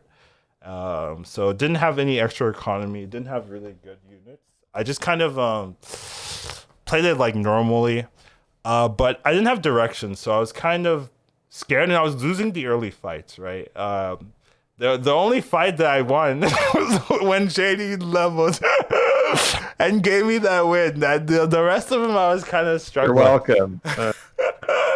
But what happened? I had nothing to do. I was on Tavern 4. I'm like, why? The beasts are in. So I leveled, rolled. I think there was like a mama in the shop. So I was like, oh, okay, mama in the shop. I can lock that and then get that next turn. I get the mama, and then I roll it down at Hero Power 5s. I get this roll where it was like another mama Rad Pack Reborn Hymen in the shop. Like another, like I was like, I hit that roll. I'm like, I'm in the finals. That roll was too good. And I was just like, yes, okay. I just have to buy. I felt like this high roll Alex Strasser with like double Mithrax scaling and like really, he shouldn't have lost, but I hit the nuts that turn, right? So, able to like knock him out, and I'm like, okay, I'm not last. I just needed to coast and avoid Shady, because Shady was like dealing 15 to everybody. I was just like, okay, well, I'll fight that player, right? So just had this. The moment damage cap got lifted, I think I one-shot House Tribe from 26. Yeah, I was like, I just need to dodge Shady before my time, right? Like that's all I need to do. So I just had like this huge Mama Bear stuff, tripled the Mama, just had like a nice, clean beast top 2 potential game. I didn't have like Baron, didn't find a Baron or anything like that to really like try to compete, but I didn't need to compete, right? Just needed the top 2, so I played a super safe, stayed on 5, didn't do anything risky or that's just like Reborn Mama and Beast. Like that's it, I had a golden actually, but it's not important, right? And I just I dodged Shady until like top 2, right? And then Shady killed everyone else for me. I just had to dodge Shady, and I was like, and as soon as we're both in top 2, I was like, that's it, right? We're in. So I'm just like, let's go. Feels good. So what a great ending for both of us, because we weren't like guaranteed. Like if either of us went 8th, we don't make it, right? Like if either of us went 8th, if either of us if we went like 5th, 6th. Yeah, I think once you're out of top 4, it's just kind of like, okay, did the people below you have a good game? If so, like you're still out. Yeah, because right? So yeah, like I feel like we to be sure we need a top 4, but yeah, 1st and 2nd locks it in. Baby, yeah, locks it in. Yeah, so like after that, I was like, yeah.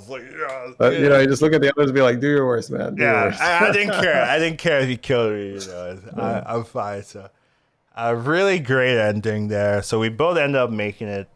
I'm really, really happy to play in the finals with Shady as well, right? Like that's gonna be really fun, right? We're gonna see each other. I'm gonna destroy him there. It's gonna be fun, good stuff. But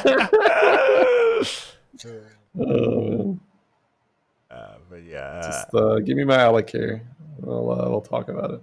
I'm gonna know you're running Cleaves. I'm gonna put a Leroy there. Yeah, but what if against you I put the Cleave 2nd or something? It's like a console play. I don't think you're gonna respect me that much. And I don't think you should in the first place. So yeah, pretty. I had a game versus Lee where I moved my Cleave 2nd because I'm like, Lee is absolutely gonna try to fuck around with a Leroy here or something. Did it matter? It was too big. Didn't matter. No, it's too big at that point. I think it was it maybe Sarn? It was Sarn or Lee, one of the two. They were both just crushing. I was just like, might have been Sarn. Yeah, it's what a great ending. Lovely. Pretty much best case scenario, I think, for us. So really, really nice. But yeah, we have more things to talk about, which is we've already like really stretched it. That's for next podcast, man. This was purely just rivals. But I mean, speaking of rivals and stuff like that, there was a DreamHack. This is a quick thing. DreamHack tournament that was done earlier today, right? It was a LAN event, right? So this I think would be the first one. The TICE event is gonna be another LAN, but this one as well was pretty cool. We have Deep Sabbath taking the victory. So congratulations to him there. And Alicia, big fan of that player as well. So, pretty cool to see her do well. Yeah, just a quick thing, we do need a speed run maybe the rest of these. Everyone, good time. It's going to be like Pyramid Hero Power free, better now. Okay, next, go. No, we're going to talk about Pyramid. Okay, go. Oh, you reminded me. I forgot a topic to make. I wanted to put the HS replay stats for Pyramid. Kind of talk about that, but I forgot about it. All right, sure. But yeah, Lobby Legends 4 qualifier is tomorrow for me. So I am playing. I actually really haven't seen who I'm up against. I haven't paid attention, but yeah, I'm gonna be playing against a couple of people. So I'm gonna try to get some good rest today. I'm probably gonna chill. Maybe not play too many games after the podcast. So we'll see. But yeah, I'm I'm I'm gonna try my best. But I won this one. This one was maybe like more important to win, right? You get to see shit and everything. I mean, we're gonna see each other regardless, but we take those. Anyways, pretty cool. So if you guys do want to watch that, I will probably be streaming unless I lose, and then maybe I'll just play off stream because that seems to be doing pretty well for me. So I gotta see. We'll see how it goes, but yeah, should be fun. And also, Lobby Legends number 3 finals are this week as well. So there's a lot of stuff. A lot of like tournaments, I guess, this week. So July 25th to 26th. The start times are on the screen: 8 a.m. KST, 4 p.m. PDT, 1 a.m. CST. So if you guys do want to see the finals for Lobby Legends number 3, will be next Saturday, Sunday, kind of timing. So that should be fun if you guys are interested in that as well. Now, we do have a patch to talk about. So patch 23.4.3 came out just a couple of days ago, actually, like 3 or 4 days ago. So Very short for the. I mean, I did not get a single pyramid game in before the TICE tournament. Essentially, right? You didn't me either. either, So, yeah. yeah, But I played that's two. how short. That's how close it was. Yeah, I played 2 games of it Yeah, me during too. the tournament. Play 2 games on this patch. Like, all right, prep work done. Let's go play a tournament now. Yeah, so. Uh, But yeah, all we right. can kind of go through some of the Yeah. changes, right? So if we want to go through Anixia got buffed, so went from Avenge 4 summon a 2-1 Whelp to Avenge 4 summon a 3-1 Whelp. It attacks immediately. I actually saw a lot of Nixia during the tournament. Um, I thought that this would be a nothing buff, like no one was gonna play it and it wouldn't do anything. But it seems people do play it. I don't know if it's good, right? Like I haven't looked at the data to see if it actually makes a difference. I would have guessed it doesn't, but maybe it does. Right? What's your thoughts? For me, it really felt like it was like an armor pickup where people just wanted armor and be like, okay, it's slightly better and it has a lot of armor. I'll just take it because I can't see it being like suddenly, oh wow, this is super worth playing now. But yeah, maybe we've seen that, right? They change a 2 into a 3 and suddenly it's like pretty good. But I'm looking at it and it's like tier 3, like not super great. So playable ish, yeah, but it not doesn't something. win lobbies. Uh, So. Doesn't get yeah, it last a lot, so maybe it's like a feels good. like it was an armor pick right Yeah, now. yeah. I don't think this is like the a good buff, right? Like I don't think this does anything to Anixia. No, no. Maybe if they create a minion that grows every time a whelp spawns, it could do something. Yeah, that might be helpful. But yeah. I mean, you could have an Avenge scaler, like a minion that scales Yeah, from Avenge. if you have a milk setup with Anixia, it's good, of course. But do you really want to pick a hero that is entirely reliant on you hitting a milk setup, and you're just like, oh, it's kind of just dead if I don't? And the Feels like you early, could just pick. it has no Yeah, benefit in the early game. I think that's like the worst thing. if you're not hitting AKMs, if you're hitting Yeah, AKMs, but yeah. then if you're hitting AKMs, you're kind of winning fights already anyway. Mm. Because the game's more like a combat unit, not an economy unit, and it just farms the economy units anyway.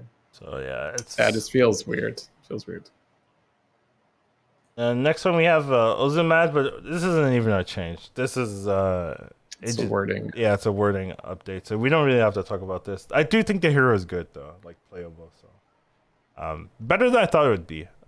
Honestly, like this hero's ended up better than I thought it'd be. Okay, I'm not. I think we've sort of swapped there where I'm not super happy with this hero anymore, where I was a little happier with it before. So I guess need to play it a bit more here or there. Just doesn't feel like it does enough most of the time. It gets like a bit weird where you don't want to spawn the taunt anymore at some point. Yeah. I don't the taunt I ignore. Like I just use the taunt early game, and then But usually I'm playing beasts, right? So sometimes like I have a mama bear and then I just get like a extra like 7 beast, or well it's gonna be like it's like a 14 14 or 14 19 beast. But it's taunted, right? Like it means that you don't get cleaved or anything like that. So but usually like I just run it. It's kind of and sometimes it's kind of Gallywixy, where I'm just like, oh, I'll have the token and I'll double sell the token and I'll buy something just to have like a little bit, but like not really. But generally, I just kind of use it for tempo, like maybe like a better curator. In that sense, where it's just a little bit of an extra minion, then I like immediately forget that I have a minion. Yeah, I'd say it's a lot of armor Yeah, essentially yeah, because yeah, you're and he gonna has so see. much armor. It's more the armor plus the early game Does he? taunt. Well, I think Okay, he may have got nerfed, but he had like seven. sure. I had this hero with like 6 7 armor, and I'm just like, I win the early game, and I was like 7. It's the same thing with the Mukla. The Mukla changed. Like I was just like, what? What Mukla is playable? Like what? And then you can have like 9 armor Mukla. Like what? It doesn't make sense to me, but yeah, that's kind of how I feel. Uh, I do want to talk about Tasman before we talk about Pyramid. But Yeah, Tasman, now it went from 4 to 5 friendly minions. Once again, I don't really think this makes her playable. Like this isn't really why she wasn't being played. Like it's not the number of minions. But I don't think she's bad. But she's I awkward to definitely see play. some people play her, but yeah, I I don't see enough Tamsin to really make the effort to learn her. I Yeah. guess that's it. Where you have such a limited amount of games per meta to really learn and get better at good stuff. I would rather just play meta stuff. The As long like one. pyramid right now, that's worth like, oh, okay, we're learning pyramid, Yeah. right? Tamsin, I'm not like, oh, I'm The, learning the Tamsin. The one thing about Tamsin though is with the Terragosa change, she might be a Sure, lot more relevant. So- true, but especially with my head in the tournaments, it's like a Terragos is just so useless, right? Because it's such yeah, like but Leroy Manted in stuff like and maybe stuff. like ladder and stuff like that, like you just Yeah, like you see dragons in and maybe you do something yeah, there. yeah, yeah. I think the lower you go in terms of play level, the more like a Terragosa meme has a chance to do really well because you're just not going to see as many Mantids and Leroy's thrown at it. Yeah, so I don't think this is a bad hero. Especially with the Terragosa change. It's more the Terragosa change than this buff, but Right, it's uh, perfectly possible. Yeah, yeah, but I do just think there's a world where she's like just like, oh yeah, I'll play her. She's good or whatever. Dragons are in, I'll play her. Like that kind of logic. But yeah, most importantly is the pyramid change. When I read this initially, I was so confused because it looked to me that pyramid itself got to choose his hero power. Like they were like giving pyramid a blank text box and it's like pyramid, hey, I know you've been doing rough, you can choose your own hero power. Same style. It has to give minion health, but you can choose your own hero power. And he's like, oh, okay, what? First things up, let me just make my hero power cost 0 because I'm tired of it being customized. Da, da, da. You know what? You know what else I'll do? Maybe I'll like make it targeted now because I'm tired of this randomness. A lot of people are complaining that my hero power doesn't get to do target. So let me just do that as well. And then you know what? Four attack doesn't really, 4 health doesn't really scale all that much. Let's make it like if you don't use my hero power, then it'll scale a little bit. So I have that like late game thing if I want to not use it.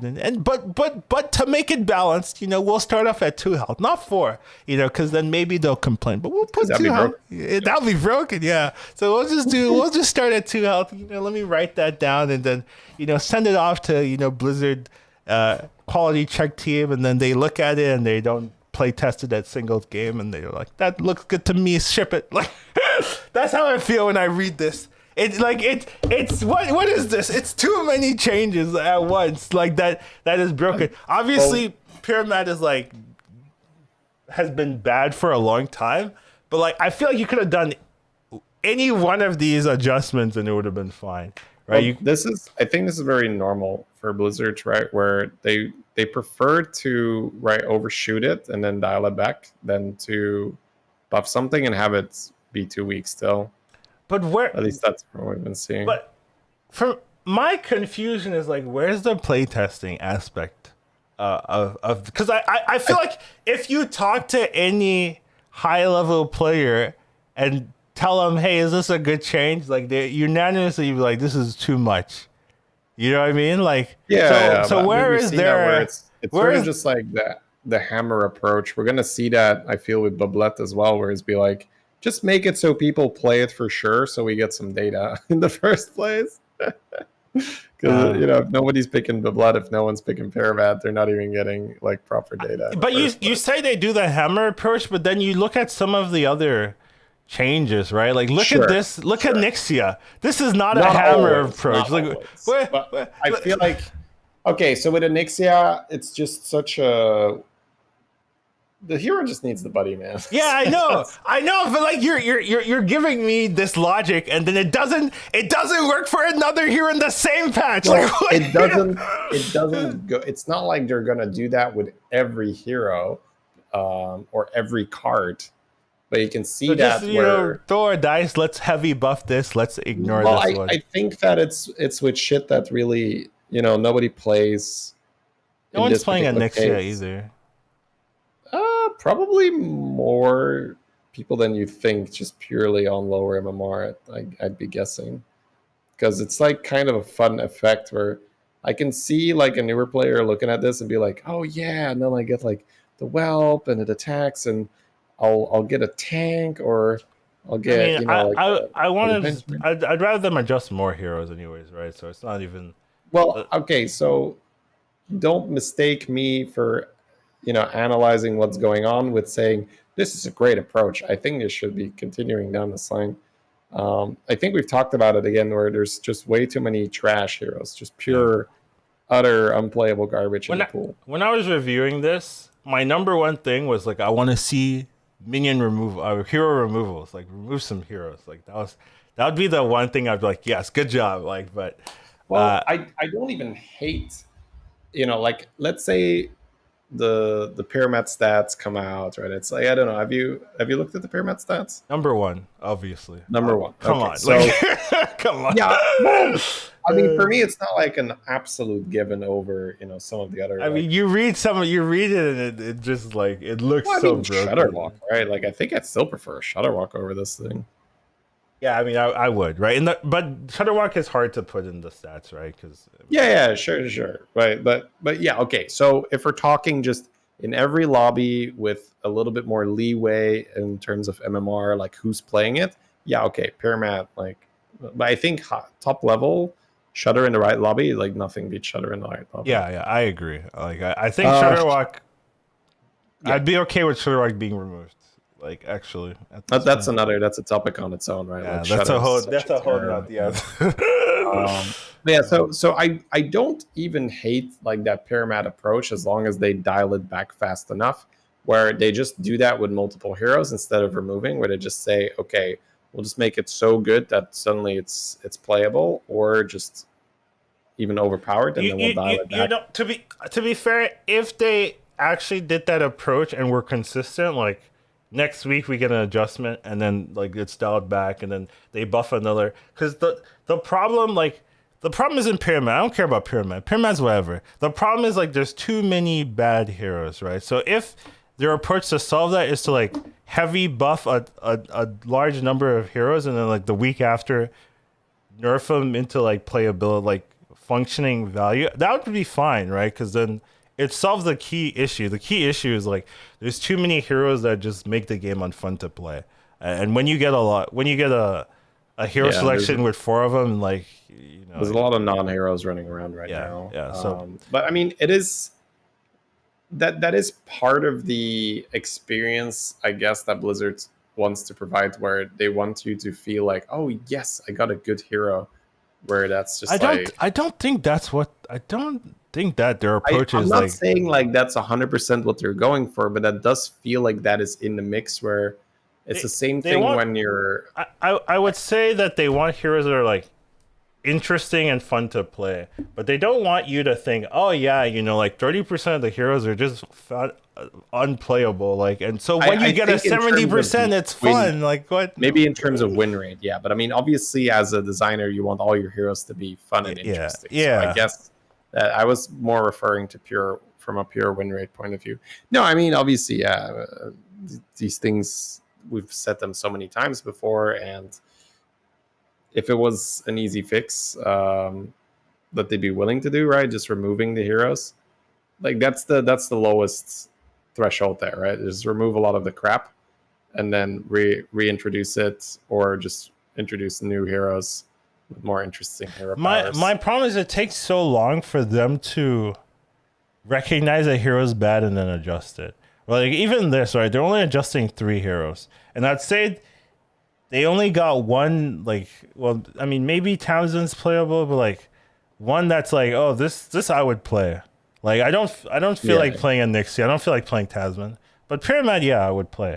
But that's because it's broken, right? It's like if you tone it down a bit, maybe it's I don't want to play it anymore. But it's like this hero has been the same design for like more than half a year, right? And it's been bad throughout that whole half a year. And now they're finally giving it like a revamp for where it sure. might be playable. And there's so many other heroes that are in that position, right? And if it's gonna take half a year every time to make like one change, we'll just have like bad heroes forever, essentially. Something has to give, right? Either they need a buff, all like half of the lot, like half of the hero selection, or they need to do something because it is a problem that a lot of lobbies I can go in and there's either one choice or zero choices. Like that's not really fun to play from a hero selection standpoint. Like I would have more fun if I could just like pick 3 heroes and I play that every time. Like like that that is sad to say, right? Where it's Yeah, like, oh, no, 100%. there's 80 heroes, and if it's like, you know what, like for in like if the start of the day you get to like, see 10 random heroes, you pick 3 or 4, and those are your options every game. I would have way more fun because it just means that I'm not playing like half of the games of like just trash heroes that are not fun, nothing to do, right? Or, I get Cookie in one of them, and it's like, okay, I guess I play Cookie the whole day. That's way more fun than playing like, these random, Tasman or like whatever Illidan's. I mean, I'm not playing Illidan regardless, but even Eudoras and stuff like that, they're just like so risky. So I think like with the way the game is going, like you want more variety in heroes, right? But the heroes need to be playable, they need to be fun. And if it takes them like half a year to make a change, like it's gonna be too long, essentially. So I just think there needs to be a bigger, either a faster approach or a more priority on like adjusting bad heroes. Because I know they have the data where it's like, oh yeah, these are bad in every elo. Yeah, so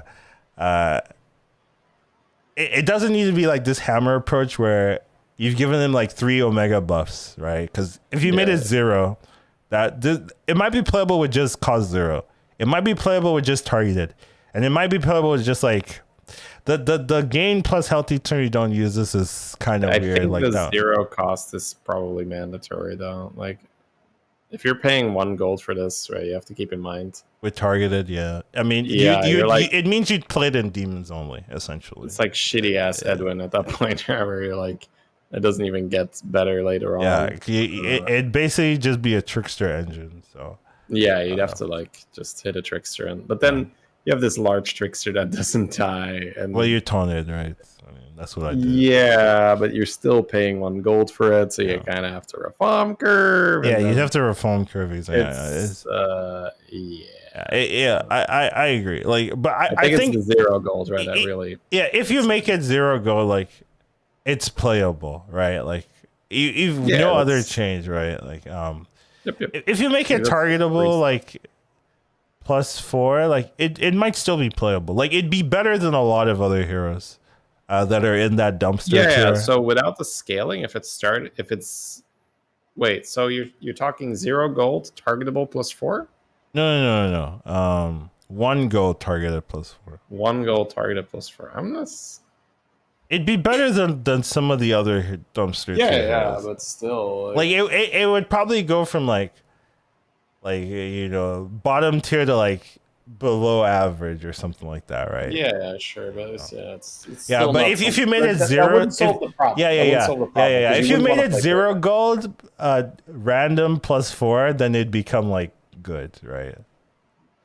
Like I feel like the mandatory thing is Is a you want zero, zero. yeah, yeah. Because I Yeah, mean, we played it with that's zero now. We know like that's with so many like hero powers where it's really hard to compete with hero powers where you pay a gold, yeah, yeah, where you don't actually get an economy advantage in return, right? You play Reform, that's economy. You play Behev, that's economy. That's triples and all that. But you play like an Edwin, like it's not like Edwin's unplayable, right? And does in like tournament environments you can bunker down and buff deflectors, but it's hard to win the lobbies because you're paying gold and you're not getting that economy in return. yeah. It's like back when Tamsin cost the gold as well, it was just preposterous, right? It's just laughable. So it's like I'm paying one gold to blow up my I minion. know. Yeah, It's no, just thank so you. weird.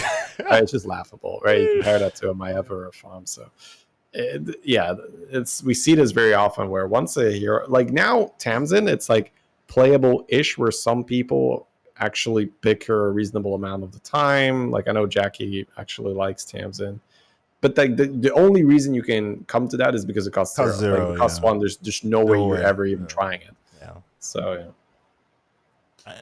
The zero is probably the more important piece of the change Yeah, I'd say versus so. anything else. Versus the random, like if you do it if you make it random again with this thing, it would be worse, right? I mean, of course it'd be Yeah, worse, yeah. yeah. I mean, it'd be a lot worse. But would it be like? Would it still be broken? Essentially, is my question. Because right now it's like top one, top two, right? If you made it random, would it go down to like top 10? Or Well, it depends. Like, what does it enable you to do, right? It gives you a lot of extra health in on the board, but that also gives you a lot of extra health on your hero because you're not losing fights you're supposed to lose. yeah, So and it allows you to level this thing has aggressively. armor as well, which is insane, Yeah, right? Like so it's so I'd say even if it's not targeted, it's still going it'd to be still be reasonable. good, right? Yeah, so you could like just remove the targeted aspect. I think that would be like probably a plausible nerf. A nerf, yeah. That we'll see, because if it's number one in the stats right now, it's kind of like Eni, where they made this really strong hero and then they just like destroyed her, right? I don't. Like, So bam. this happens too. They'll buff a hero to playability, and then they're like, the stats too not nerf it to unplayable, and then you're back at the starting point. Like, come on, like, Well, like with Eni specifically, I know. it was because low level players were still really overperforming with her. Because turns out if you're forcing mechs, you destroy noobs, which is it's true. Mechs and beasts. You force mechs, you kill noobs with that for sure. So yeah, people playing Eni had the advantage that they knew the first mechs. Yeah. So I don't think we'll like see that with Pyramid as likely, because with Pyramid it's still okay. Figure out what you're doing, right? I'm giving you this extra health, now figure it out. So I don't think that they'll need to nerf it into the ground just to make it equal across the board. Yeah, I think you can remove the targeted, and that actually might just solve the problem. I think that's a good first step, and then to figure it out from there if it's still too good or not. Anyways, it's weird. It is weird. Like it's such a big buff, like and then you look at like the Onyxia and you're just like, what about me? I didn't skip ahead to Bablet. I feel like Bablet is pretty much what they did to Pyramid in a way. Like not as much, right? But this is so you're not picking Pyramid? Well, guess what? You're picking Pyramid now. And this is like, you guys are making fun of Bablet? Here, it's a 5/4 now. Fuck it. It's a 1-drop. It's better than a 2-drop, yeah. Like, all right, it's a 5/4 here. Oh, yeah. Make fun of Bablet again. I double do it. It's still not a thing you really want to scale, but you'll pick it. Like you'll pick a Bablet pair way more often now, because before you have a 2/5 gets value traded by a 1/4. Oh my god, disgusting. Right now, okay, like your 1/4 killed it, but it also died to my 5/4. And then there's plenty of rounds where you're actually going to be value trading with Bablet. You play Mutinous, you love this Yeah, thing. You this play is Vol'jin, you yeah, love this. exactly. This is more a Vol'jin Mutinous buff than anything I else. mean, I think it's more in general, just like you can now pick Biblet. It's not like Yeah, it's a premium thing where like, oh man, I'm really rolling it down for Biblet, but it's like I see 2 Biblets or I'm warrior curving or whatever. That is now an option. Whereas if with the 2/5, not really an option for me to take 2 Biblets, right? I'd rather sure, tier. But now sure. if I've got a 5/4 Biblet pair, that's an option, right? And it's how they do that a lot of the time, where it's like we'll just make it so good that we'll just buff it so much that you'll start picking it. It's like I still want this to deal exactly 1 damage twice, like, and then it's a real card. Like the golden one, yeah, right? the Yeah. golden one. Yeah, I still want that because then I think it'll like the card stops being troll until like, oh yeah, you can actually play it if you do that. So I don't think you ever want to scale this under almost any yeah, condition. you use it for tempo, then you sell it. But if it was one Yeah. damage twice, like you could actually run it. Like that's the thing. And then the Then you have meme to is like try golden. yeah, you have to golden it, of course, but like like Like the only way I golden this there is is if a I'm playing world, Mummy. where you keep this longer than like as soon as you sell it, you can Sure. sell it. That's my thoughts. All right. So we skipped over some armor upgrades, basically, right, to make that point. Okay, yeah, sure. Armor upgrades. The one that are weird to me is Test to armor 6. Don't think Test needs armor like this. Like in the hands of good players, Test is still like abusable. So Oh, okay. I don't feel like Tess is actually that good right now. I don't I think don't she's feel like good. she's No, I don't think she's good. But I'm saying like tournament lobbies, like I still see Test like just sure, like but kill people. they're not balancing. I around know. tournament I guess that's so, true, but like it's annoying. yeah. All right, and then the Mukla one. And I feel like in this particular case, it's not like I'm like, oh, damn it, it's another test, right? Like I don't have that feeling. So Sure. it's like, sure, make it more playable for like the masses. That's Sure. fine. Okay. I guess it's not a big deal. And then the Mukla one is also just like what? Mukla can have 10 armor. Like okay. Like I don't understand that Yeah. one. Like that's for sure. I'm not on the Mukla train right now, but I can absolutely see if you're kind of comfortable playing Mukla I'm a and you're already comfortable doing Mukla okay. player. Yeah. I like Mukla's looking around to his peers. Like I'm next to Cariel and Arana. Bad, right? I'm not that bad. What the hell? I'm next to Rakanishi. I'm the same. I mean, Sarfang's in there as well, and I feel like if you know how to play Sarfang, is really not that. Sure, Like, Sarfang I is mean, not yeah, but Mukta's different. Yeah, It's just like, what's going on? Why am I here? Like, he's got thrown into another world. He got the isekai or something, and he's just like, okay, well, whatever. I get 10 armor. I do like for me, like seeing that Alakir gets more armor, Vol'jin gets more armor. Yeah, Phelan that's gets great. more That's armor. Malygos has more armor. Like I think I really Phelan was felt, fair. I really felt the failing Galakron, Malygos no armor. I really felt that when I played them. Yeah. I don't really rate Galakrond very high in this meta. Me so either. I'm not Yeah. sure. I don't play it because I felt like in Buddy Yeah. meta when I had no armor, I was like, oh well, and like it got nerfed because of Nagas, right? Nagas were broken, right? So you just get the Yeah, it was just Yeah. oh, you hit a tender, congratulations. yeah, and right? then It's they like, nerfed this the so Nagas. disgusting when Siren was on 3, it'd be like tender, discover Siren, Yeah, Siren yeah. fucks like tender, and just sitting there like this is so stupid. Yeah. I'm getting like 2 gold every turn. And my gold is also tempo. Yeah. And then they removed Siren, and then Galakron like felt it, and then they removed Siren, and then they also nerfed the armor, and Galakron felt it, right? And now they have it's to just not worth that gamble anymore. yeah, and now you rebalance it a little bit. So I'm happy to see that. And the rest of them are kind of blast to me. Oh, Elise. So I'm like the only player that plays Elise or something, because no one seems to care about this. But like I like extra armor Elise. Okay, that's actually okay for me. Playable for sure. I think also Deathwing going to tier 6 is just not. Yeah, see, you're like you like Deathwing like I like Elise. Like oh yeah, Elise. I would say for me, it's probably not even close. Or Deathwing just crushes Elise on average. Yeah, and for me it's not close. Elise crushes Deathwing. On Funny, average. right? Yeah, damn, dude. I don't know. I just Well, maybe where's not Lee? crushes. Crushes. I is gotta a get little too Lee hard. in here. Come on, Lee. Talk Deathwing to Collins. I like Talk Deathwing some though. sense into the man. I'm not Deathwing hate. I'm not Nina. All right. I also respect Deathwing, but I'm just saying, like, I like Elise more. Sure. I mean, that for a person that loves jamming the level button, Yeah, that's exactly. fine. Just get level, good level. Give It's me like, oh, that's a 6 discover a drop. 6. Yeah, easy. Yeah. Exactly. It fits my That's play style, and it fits your play style that you like Deathwing, so it makes yeah, a ton of Deathwing sense. is very good for a tier 4 hand. Yeah. It's funny because when I'm playing ladder, I'm mostly also, I'll play ladder. Right? I play Yeah. ladder somewhat similar to you. Like, obviously, I have my own tendencies, so it'll still be more defensive. But it's just like when I'm playing a tournament. Oh man, I'm a tier 4 I hand played in 2 tournament. Elises on day 1. I saw. Yeah, yeah. I think you had a beast one in one of them, or I don't remember, dude. That was like 3 days ago. all right, yeah, my bad. My I bad. have But no at least it's idea what pretty I good at did. beast, right? Because you Yeah, level and then you map, and then you're like yeah. Mama Bear, and you're like, okay, Mama Bear or Croc or yeah, Croc, Baby Crush, yeah, right? Baby But Crush. Yeah, like so many Mama Bear is like the options. Yeah, archetypal one. But yeah.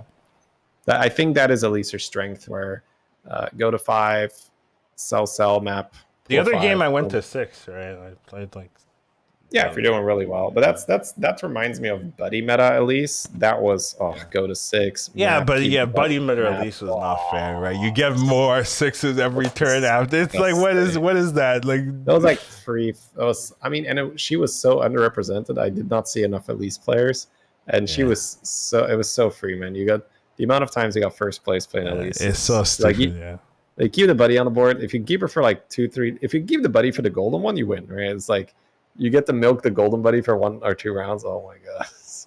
Anyways, off track, but yeah. Other than that, I guess the armor. I guess it's just the big elephant in the room is Shutterwalk. Shutterwalk. Where Yeah, they're like that'll fix Shutter. No sure, armor Shutter. That'll fix them. Like what? No, yeah, delete. I don't know exactly how much armor he lost. Was he like tier 2 before? Or? It was yeah. I don't know why they don't show the previous armor. Maybe 2 or tiers. 3, right? I don't think it was like lower than 3. I think you could But get like it's 5 armor or 6 armor. So probably tier 3, right? Yeah. yeah. Okay. So I mean that obviously was a huge help to Shutter, and sure, this is going to lower Shutter stats because there's going to be more situations in which you end up dying. But I look at all my Shutter games, and there is just So stupid. It's so free in the hands of a good player. It's so yeah. So I usually try to stay above damage cap, but in almost all of those games, I also end the game above damage cap because you don't lose after you hit, after right? you hit, So like the staying above damage cap, it's more just protection for if it's like really just awful discoveries one after the other. Like I think I've had like a Shutter game where I pulled like 2 genies or something, and then I needed that bit of extra armor or extra health to then play Nomi, right? I would still win because I got Nomi with 2 genies, but it's more like low roll protection. But if you have a good enough start where you're pulling at minimum 2 6s and you get a little bit of extra cash here and there, if Nagas the are chance that you're gonna be sorry, say if again. Nagas are in, that's all I said. Yeah, Naga's in is a good. Well, I mean, they don't have to be You in, don't. but Yeah, I know. I'm just. you want Trolling, Naga like, Pirates but Beast anyway, right? already So yeah, used Omega High Road on Shutter on the day 1 to get in. That- It I mean, was. Shutterwalk being allowed in tournaments is. I do understand that you can't just penalize a player that was offered Shutterwalk and you now have 3 choices, but it is a joke, right? Shutterwalk in a tournament is just such a joke. It's. So yeah, that is probably the most problematic hero at the moment. Like Shutterwalk, just you play it at higher level, you just embrace to take, you just brace yourself to take 15. Just be like, oh, okay, fighting Shutterwalk, I guess I'll just take 15 then. Not much I can do here. I'm so sad because they had that post like, oh yeah, we did a really good job balancing Shutterwalk, right? Like you remember that post? And then they introduced Nagas. It was during the buddy meta. They were talking about right. They said, oh yeah. Well, did they say we did a really good job? I think they said like Shutterwalk is like a really problematic hero to balance. I think that's what they said, right? And they said, oh, we did a good, like they did well Okay. because I may have missed that. They nerfed they nerfed they buffed the buddy, right? And that buddy means that it doesn't affect the high level players that don't care about the buddy, but it buffs Shutter for the low level players, and they're like, oh, that was a really good decision there. You know, they're patting themselves on the back. But then they introduce Nagas, right? And they add another battle cry that is very abusable with Shutter, and it's like, oh well, now it's broken as hell and not balanced anymore. You know, it's just a bit sad, right? Because they were just like, hey, we did a good job. And now it's like, I think as long as Alley Cat, so Shutterwalk in the buddy meta was still broken, but people just didn't know it. yeah, Right? Like I still play I agree. Shutterwalk religiously. But it's just as long as Alley Cat is a card and Shutterwalk does what Shutterwalk does, it's going to be a problem. it was even more niche, though, I would say. It was niche. It was niche. It was harder. Yeah, you have to it do was a little bit of math. yeah, you have to do a little bit more judgment call. Where yeah. like, is this a fast curve? Am I going to use the buddy to farm this and that? But the fact that you could pretty much guarantee that you were going to see a bunch of Alley Cats, it made the hero really strong. Yeah. Like a very good track record on Shutterwalk in the buddy meta. Yeah, it's funny, right? Because it's like there's like Shutterwalk for normal players, right? Which is like, oh, just like use it later, and then the Shutterwalk for like, you know, decent players, which is like where we're at here, where and then there's like buddy meta Shutterwalk niche territory. Where it's like, oh, you can actually still like be broken with Shutterwalk. It's actually still a broken hero. Yeah, you have to really plan. And the pop-off turn was tough, right? Yeah. That's what I'm saying. Like, there's even another tier of difficulty to it. It's just like buddy meta is God, so it's not as relevant, but it's interesting, right? Like Collins didn't want me talking about the strat on the No, I didn't. Like, shut up. No one's doing this. No one's doing this. No one was doing exactly. Like, why would you just like reveal it to everybody? Yeah, so Shutterwalk's buddy spawns battle cries. You're gonna tell him now, okay? No, I mean, no. I talked about it despite your pleas back then as well, right? Because when we're talking about it and someone happened to not see that episode or whatever, they don't know what we're talking about right now. Shutterwalk's buddy used to spawn a battle cry in the shop every time you played a card. So what you could do in the buddy meta is like going into the 7 gold or maybe even the 8 gold turn, you could just stay on 1 and just have some cards in your hand and then pull the buddy down and then just spawn alley cats in the shop. So even if you had a rough start where you didn't find your cats early, if you find your cats early, you just play normal Shutterwalk, right? Even with the buddy meta, you don't care about the buddy. You find 3 cats, boom, that's like 3 6 drops. But with the buddy, even if you rolled 0 cats early on, you can just use the mechanic to spawn battle cries in the shop. So if you have a lobby where you only have 2 battle cries and one of them is a cat, so you're really likely to farm a few cats, and then you stay like 4 or 5 drops or so, something silly. So it's very, very, very strong still. But yeah, now all you got to do is pretty much roll 2 cats. I think that's the Shutter requirement. If you can roll 2 cats and then pick up Swabby slash Shelly, then you're golden, right? Yeah. And then, you know, the games where it's more than 2 cats, they're just dumb. Just stupid. Yeah. Completely dumb. Those games are so silly. Because your normal, quote unquote, normal games are you take 2 6 drops on 8 gold? 8 gold on 8 gold, yeah. That's a turn before Maiev gets him, right? Yeah. Yeah, that's a turn before Maiev gets him. And even Maiev is like dumb. You know. Yeah. Maiev is a strong hero that usually pulls 1 6 drop a turn later. Yeah. Your sort of normal Shutterwalk game is you pull 2 6 drops a turn before Maiev gets her 1 6 drop. Yeah. That's to put in perspective, right? And then your high roll is like you get like 4 6 drops on that turn. That's disgusting. Yeah, oh my god. I do remember like Maev's going back to armor 1. I remember the patch before Maev, they gave Maev armor. So they're just like, you know what, that was wrong. That's what they said. Oh, you know. Yeah, Maev having armor did feel very wrong. It's like Maev was this inherently risky hero, and like you mitigated some of that risk. It's like, oh, I guess I'm just always picking Maev now. I thought it's so funny that Innie gets another nerf. Like, I was like, damn, you know, like another nerf. Like, what? we, so that's always going to be a problem because we know the stats for the other mech girl, Yeah. the one that's completely useless that just gives +1/+1 to mechs in a tavern, right? Yeah. That is so incredibly useless, right? It's just not a hero power. But that hero does okay because people force mechs and mechs are pretty good. We're just knowing what to play, right? Knowing what to play.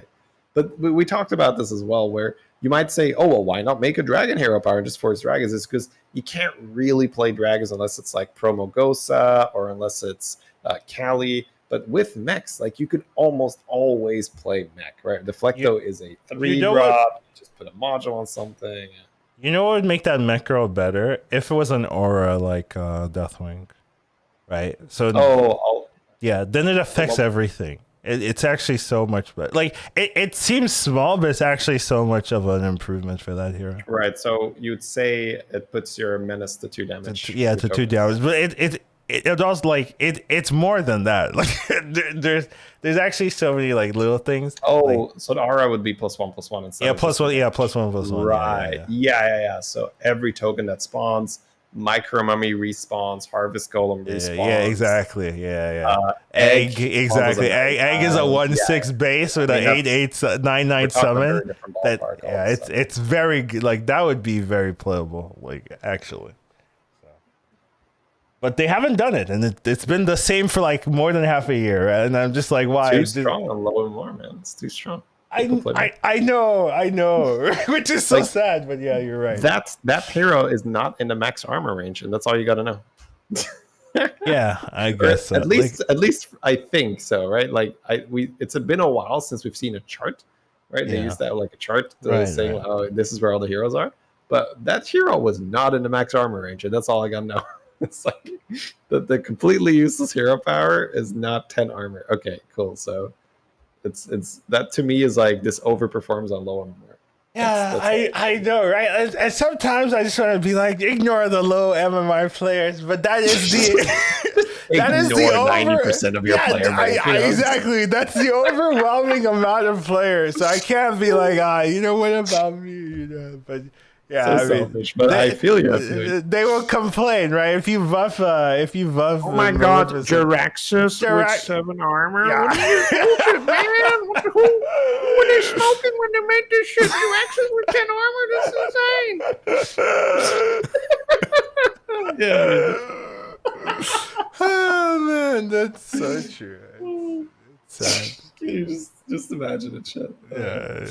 All right, let's go to the minions. It's been a while. Yeah, for sure.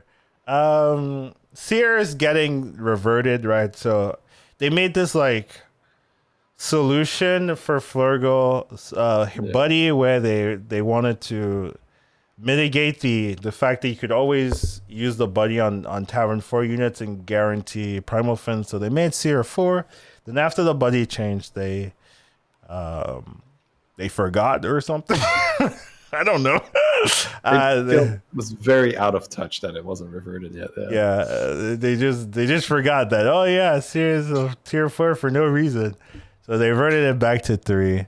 They killed Flurgle though in the process. So it's very weird. But yeah, Flurgle's again a low MMR thing. I feel where Flurg did not feel busted at high MMR. Yeah. Post, buddy, of course, right? Post buddy, Flurg did not feel busted. Where it's just like solid-ish, right? You get to play Murloc, but again, guaranteed giving you direction, and then a hero power that just enables that and plays it with beautifully. It's probably too strong on low MMR. People just buff and swole fins and win fights the whole time.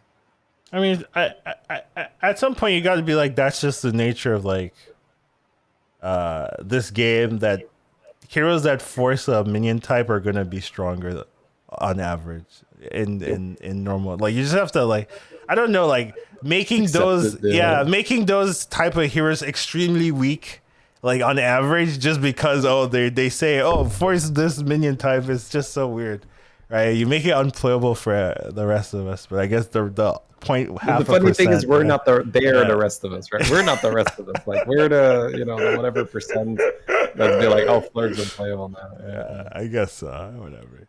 No, I feel you. Shows a 2/2 is fine. Like, cool. Even sucked as a as a 1/2 1/2. was playable. Like, Playable, yeah, but it felt so bad.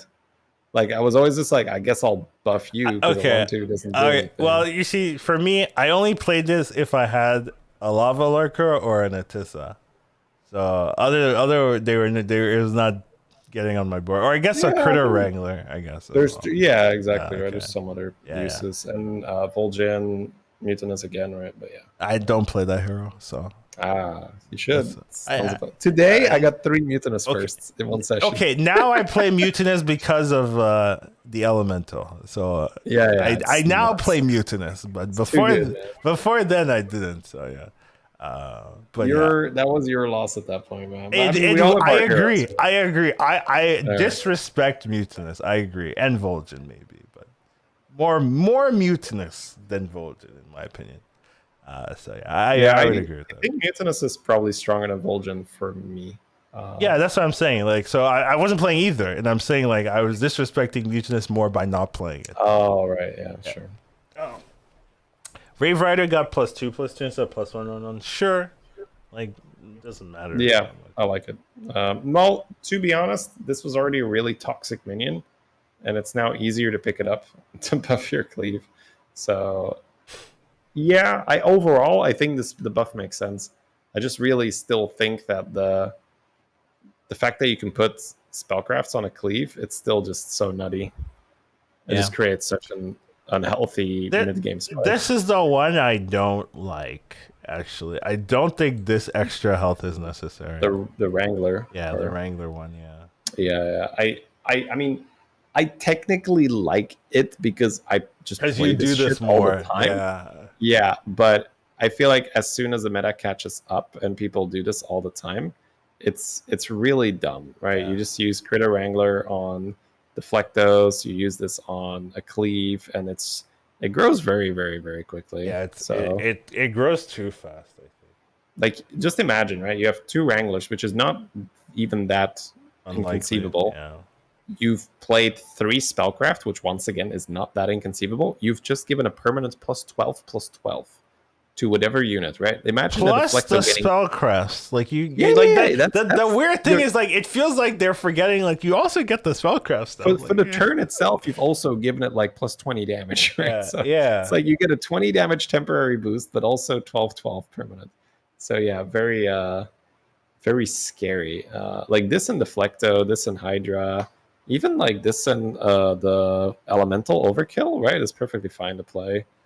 It's all kind of, it comes down to, can you find the shield and the Wind Fury? Like the moment you have shield and Wind Fury, any of the cleaves just becomes instantly broken. Yeah. You have Divine Shield, Wind Fury, huge attack cleave. That's it's disgusting. It just cleans up. So it just makes the Wrangler so much more consistent because you can now even play it when you don't have those pieces yet and just be like, oh, this is just some good tempo. I'll just buy it, and then you're just ready to go into that cleave scam. Annoying. So yeah, this is the one. Like maybe Terragosa as well, but this is the one that I'm like, I don't like. I don't like this. Miradondo I do like. I think this should have been like this from base. Like 3/3, yeah. Buying really a 4/4 on turn 5 is so what? Can't really do that. Here you can maybe buy it and hope. So yeah, it's more playable. It doesn't really change the high roll as well, right? Like if you're gonna high roll with this, like you get an extra 2 health, like it doesn't matter. So No. It's those units were already kind of poison me or die. yeah. Kind of. The Atissa change also. Maybe you might triple into it. So it really, previously the way you play Nagas, I play a lot of Nagas even with the nerfs. Is you go tender and then you go 6 and then you buy Atissas and then you're fine. Right here, maybe now you can triple into Atissa and not be like instantly dead, right? Because when it was a 7/3, you couldn't really triple into it. It was like triple into it, but with the caveat of have a couple blood gems ready, have spell. Yeah, you would have to have the setup, or you like wouldn't just put a 7/3 on your board. Yeah. That's you wouldn't need wouldn't want this to be a 7/3 at the end of the turn. You take it. Yeah, that's unplayable. So yeah, I mean, yeah, absolutely. The dream is like you triple like a Naga spellcraft, and so you have like 3 of them, and then then you have 3 of them ready. yeah. And then you could maybe do it. But now here you can like be more. What's the word? You could just like invest a bit more, right? Like you can take the it's kind of like nosy looter where you couldn't take nosy looter before, and now you're like, I guess I can take the Athesa and I'll see what I roll. I had a word, but I don't know the word. It's like hopeful, but no. Um, Speculative, or something. Yeah, Speculative? Or? yeah. You could be more speculative. Yeah, you can speculate on a Yeah, yeah, yeah, exactly. That's the word I think I had in my head when I was. sure. But overall, overall, these are like life changing changes.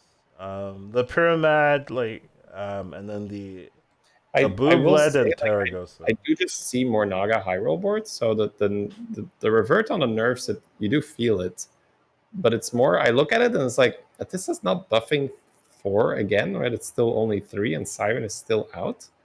But I think it's undeniable that you do see way more Naga boards now. Okay. Well, I think maybe Nagas aren't dying as quickly, right, with the Tissa buffs, but I don't think Nagas really got stronger. I think people Just more just representative. yeah, people just didn't know. Oh, you could just still It was force still Nagas. no. Yeah, I think I agree. Yeah, yeah. I think it was a lot of it was people just really avoided Nagas because like yeah. the narrative indeed was Nagas are dead. Yeah, oh, Sirens out, Nagas are dead. But the truth is, nah, Nagas are still just broken. Even I think without Sirens. Shutterwalk highlighted that right where Yeah, people yeah. started playing Shutterwalk, be like, oh, I got a couple of Tissas and a Tender. I guess I'll just play Nagas. I suppose. Be like, this shit's still pretty good. Huh? Yeah, Okay, yeah, yeah, exactly. still pretty good. All right, fine. Bit nutty, but yeah. Overall, I'm not like super happy with the patch because I have a couple, but the main complaint that can be changed with a patch is the amount of bad heroes, and they added one, maybe two heroes back into the pool. So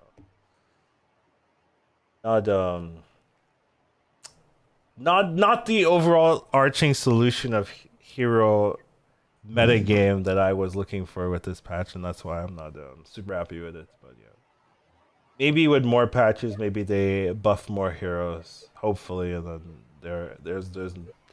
there's not this like dread of hero selection every time when I queue a game. The dread of hero selection every time. So yeah. But overall, any final thoughts for you?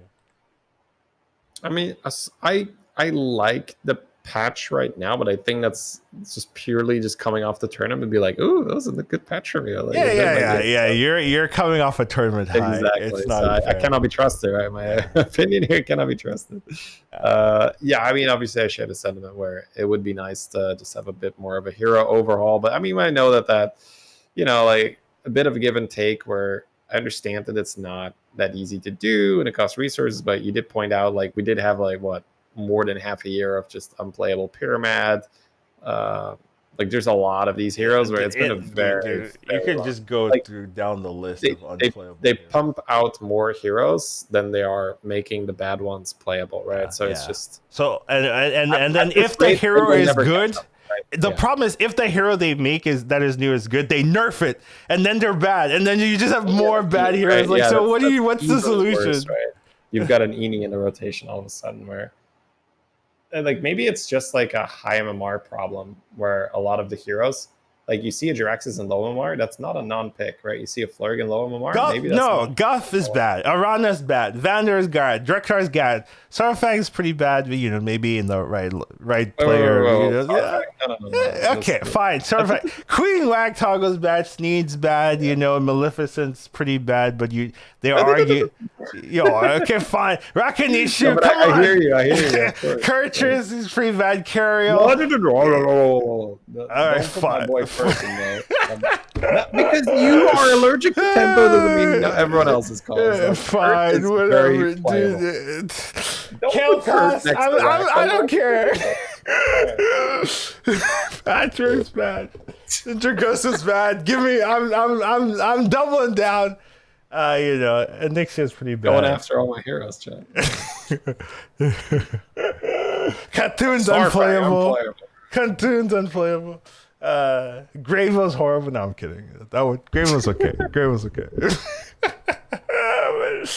But yeah, there's a lot of heroes that are just like I don't think their stats will say that they're average in even in low MMR lobbies essentially. So yeah, there's a lot of them. Anyways, I think I have one more topic and then we're finally done actually.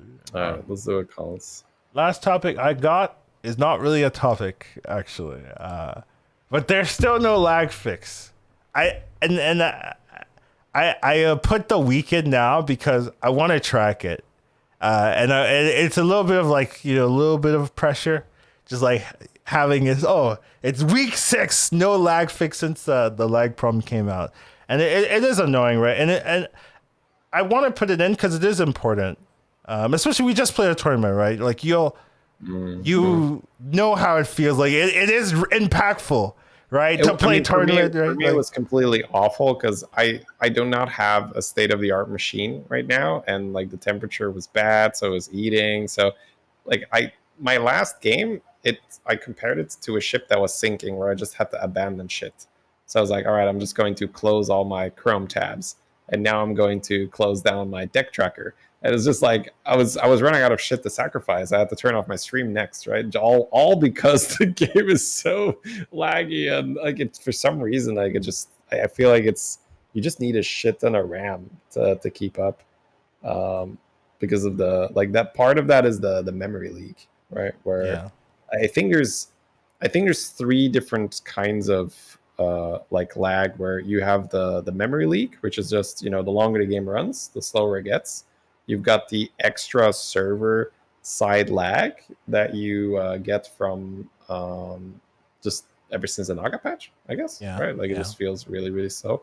And then for me, it's like, oh, on my end, right? If my computer's like overheating or whatever, but that's me.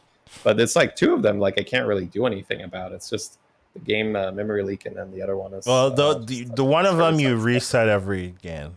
Yeah, you reset every game. So that's that's what you do about it. Yeah, which I mean that is already really, really, really dumb. But I do close the client after every single game. I did that for the tournament. Normally when I stream, I don't care. But for the tournament, I was I was trying to win, so I did reset it every time. But yeah, and then the client one you can't fix willingly. You can't do anything about it. Yeah, I mean it's still just ridiculous that is a thing. Absolutely. All right, I guess we'll keep a track. Yeah, I'm gonna have this moving forward till it gets fixed. I hope week 7 I can take it out. Like they'll just have it fixed, but I don't know. We can do an over under, right? The chat. Over under? How long do you think it's gonna take? No, it's gonna take. I'm pessimistic. Triple digit? Question mark? No, triple digit. What the? Come on, dude. I mean, it's a feature at this point, right? Double digit, I think, is better, right? Double digit over under. It's kind of sad that so you're pessimistic too, okay? I would bet for double digit. Yeah, I mean, I'm hoping really that I'm wrong, of course, but yeah. My expectation would be that it would be here for double digits. Double digits, yeah. I'm with you there. Double digits over as well. So, which, for clarification, is what 2.5 months. 2.5 months, yeah. Of your game, you don't want to call it unplayable, of course, because we're playing. Yeah. But making certain builds extremely unenjoyable to play and watch. At least for me, I can't watch pirate games myself. It hurts me. Yeah, so bit sad, but I did want to mention that because it is important. It's too important to ignore. Like if I talk about what we could then just completely ignore, like, oh, there's lag in the game, but who cares? Like that's not true, right? So I do want to mention it every week. But yeah, that is all of our topics. Kind of a doozy of a one. This kind of feels like Quillboard. I think Quillboard was our previous longest one. Like kind of feels like that length. This was just like the play-by-play of the tournament. Yeah. It's the tournament is really what. Yeah, I agree. Good thing we started early then, Collins, so it's not way past the deadline now. I'm sorry. I'm trying. It making the pictures and everything. Sometimes it takes a while. I get it. It's fine. It's funny because we talked about that at the start. All right. I will be going then. Thank you so much, guys, for listening yet again. As Collins would normally say, you know where to find us. Educated Collins, that's Shady Bunny. Come say hi. Twitter, Twitch, wherever you want to. Yep. Have a good one. We will be playing in the finals for Twitch Tice's thing on the We'll have 16th, I believe, is when a it few is. more podcasts before then, right? But yeah. Yeah, but maybe they want to go to Amsterdam to meet us now. Hey, Absolutely. Yeah, no, that is absolutely worth throwing out. We are both going to be on at TwitchCon, so if you want to come say hi, that will be the 16th, as Collins pointed out, 16th. But we'll be there for both days, so come say hi at TwitchCon. Anyways, that is it. See you guys later. Thanks for being here, and blah blah blah. All right, you can go now. I